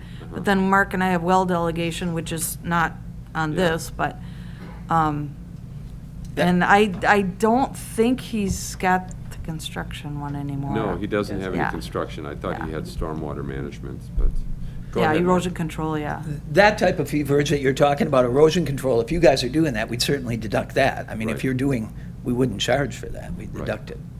So even though we're kind of responsible on site for it, but. Okay. Any other questions for Mark? Yeah, okay, Becky. So- Becky's our sorry. money person. The only question I had was, and you may have already covered this when I was on my way down here, so I apologize if you have. Right now, we cover mileage and stuff in our current contract with you. Okay. This is just your straight flat fees. Is mileage additional, or is that included? It is not. This would be it. There is no mileage, there is no hourly, unless you have us do something really unusual, or we talk about it and say, can you have Adam go look at this, you know, house that's falling down or something? But no, this would be it. I mean, if you charge these fees and just these fees, obviously, you can't lose, but. Yeah, Kurt. Yeah, what is, you maybe talked about it when I was out. You got the G's, but then you got the other fee, is that a 10% markup for some reason? Right, and yeah, we have communities that charge anywhere from 10 to 30% on top our fees to cover copiers, to cover whatever they need to do, cover other positions in the office. Yeah, certainly. So you're just talking about a fee that the communities are charging? Yeah, we just throw an example of the 10%. That's what I figured, but I thought I'd ask, yeah. So the fees on the right-hand column is just an example, not Right. what we're charging now. Right, it would be up to you what you'd want to do with that. So, like I said, it goes from 0 to 30%. We put that Yeah, out. yeah. All right, any other questions for Mark? Oh, Mr. Chair? Yeah, oh, Kathy. yeah. From what I'm understanding here, if we contract with GEC, we will have to raise our fees to the consumer. Right, right. And we'd also have to knock out some more language in Right, terms of yeah. responsibilities, how it is the process is done, how it is your people communicate with our people, that sort of thing. Yeah, and generally, yeah, that would be worked out with a contract, maybe with our attorney, your attorney, Right. going back and forth, and, yeah. Yeah, this is just preliminary to kind of give you a look at us. All right. And this will be for a yearly, we're looking at a Well- one-year contract right now? Well, yeah, that's something we'll need to discuss, if we want to go with a year or 2 years, or, we are currently in a contract that's open. There's no time frame in it, and you guys are charging hourly. Ann, did you have any questions at all? Okay. All right, if there aren't any more questions, oh, John. I just got one. I'm assuming with the staff your size, your inspectors are all over, not, I see your headquarters is Portage, but Yeah. your yeah, inspectors Adam- are all over the place. Yeah, Adam, of course, lives in Black River Falls. Okay. Josh lives in that area. So, yeah, we try to get some people around here, so they're familiar with contractors and people. That's our goal, anyway. But Right. currently, I think we have a couple guys driving up Portage. Kevin's driving up from Portage to help you now, so, Kevin Hendrickson. yeah. Yeah. Yeah. And we are grateful that you have been filling this huge gap in the time that you have. Yeah, thank you. Yeah. We've been experiencing something of a boom here, and we need to get those inspections done. So thank you Sure. again. Sure, no, I appreciate it. Thanks for giving us the opportunity, George. Okay, Appreciate and it. we'll be in touch. Okay, yeah. Pretty soon. Okay, that sounds great. Okay, Thank you, everyone. Appreciate your Thank time. you. Thank you.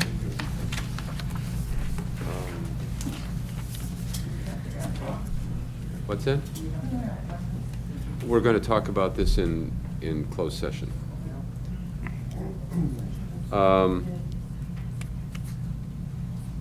Is that the next meeting date? Next meeting date is May 5th, 2021. Tess, was there something you needed? No, just to sign that resolution. Okay, So I have it with Kurt, and then he's gonna have. all right. I think it all ended up on my desk here. Yep, I think, and Chuck, I did X you. Yes, Chuck, you've been Okay, asked. sounds good, thank you. Okay. Next meeting date is May 5th. 9 o'clock? 9 o'clock, exactly. These 8 o'clock meetings are killing me, Chuck, I'm telling you. Oh. All right. We'll be able to take a short break here. I've asked Becky and Ann to sit in, and Verge as well on this, and John, I'm inviting to sit in on. I'm afraid I can't invite you to sit in on this contract talk. So, According to Mr. Niemeyer, any county rep can sit in on any closed session. oh, is that true? No. I'm. Why is he not here when we need him for this kind of stuff? John, what do you know? Do you know anything about that? I know he said something about that. I think as a county board member, you're allowed to sit in on one if you have, and him being on a PTED committee, which is kind of part of a land use deal, I could see with. Well, I'll leave it up to the committee here. Joe wants to sit in on our closed session. Is there anybody who has a reason not to allow him to do that? We're gonna. He's on vacation in Las Vegas. Oh. Yes, or on his way back. I think he's on his way. He's back. actually unavailable to get Yeah. in contact all week here, so, till tomorrow, I think. I think, wasn't your request just to have Mr. Feltus not here during the contract portion. Yeah, but if there's a feeling that he can be here for that too, I'm good with that. Is everybody good with that? Okay. So to have Joe sit in on the closed session? Okay. I have, since I missed the last meeting, Yeah. it's my understanding that our FSA representative cannot be in closed session. Not when, in any relationship to the personnel issue. Okay, just that Yeah, so section? she'll be leaving at that point. Okay. And from what I hear talk out there, and I mean, is that what goes, in the past, evidently what went on in closed session or confidentiality things ended up at the FSA office. And I don't think Carol was a leak. no, she wasn't here at the time, but if that was the case, I do have, I don't know Kellen or anything, but his mother works at the FSA office. But mum's the word. here. Well, I mean, I would hope that things don't leak out that we're talking about in closed session from anyone. This is the because important it's part. closed session, and I don't think things should be out in the general public or other offices, FSA, DADCAP, City Hall or anything. We need to keep the closed session discussion in closed session. Okay. I just Thank want you to for make that reminder. that point, and, I mean, if you want to put it in the minutes and we're still on open session, that's just my feeling. No. And again, it's no offense to Kellen or Joe or anyone, I just want to make sure that nothing leaks out, because it has in the past, which has caused some of the issues that we're having now. So that being said, I'd entertain a motion to go into closed session. Okay, I'll make a motion to convene into closed session per Wisconsin Stats 19.85, 1C, to consider employment, promotion, compensation, or performance evaluation data for any public employee over which the government body has jurisdiction or exercises responsibility. Is there a second? Second by Scoyen. Roll call vote. Scoyen. Yes. Nelson. Yes. Severson. Yes. Ziegler. Yes. Bowick. Yes. Killian. Yes. Wallach. Yes. Brandt, yes. Okay, we'll be in closed session shortly. Stick around, everybody. We've got to shut things down. Use the bathroom if you need it. Yep. Be back here in about 4 or 5 minutes.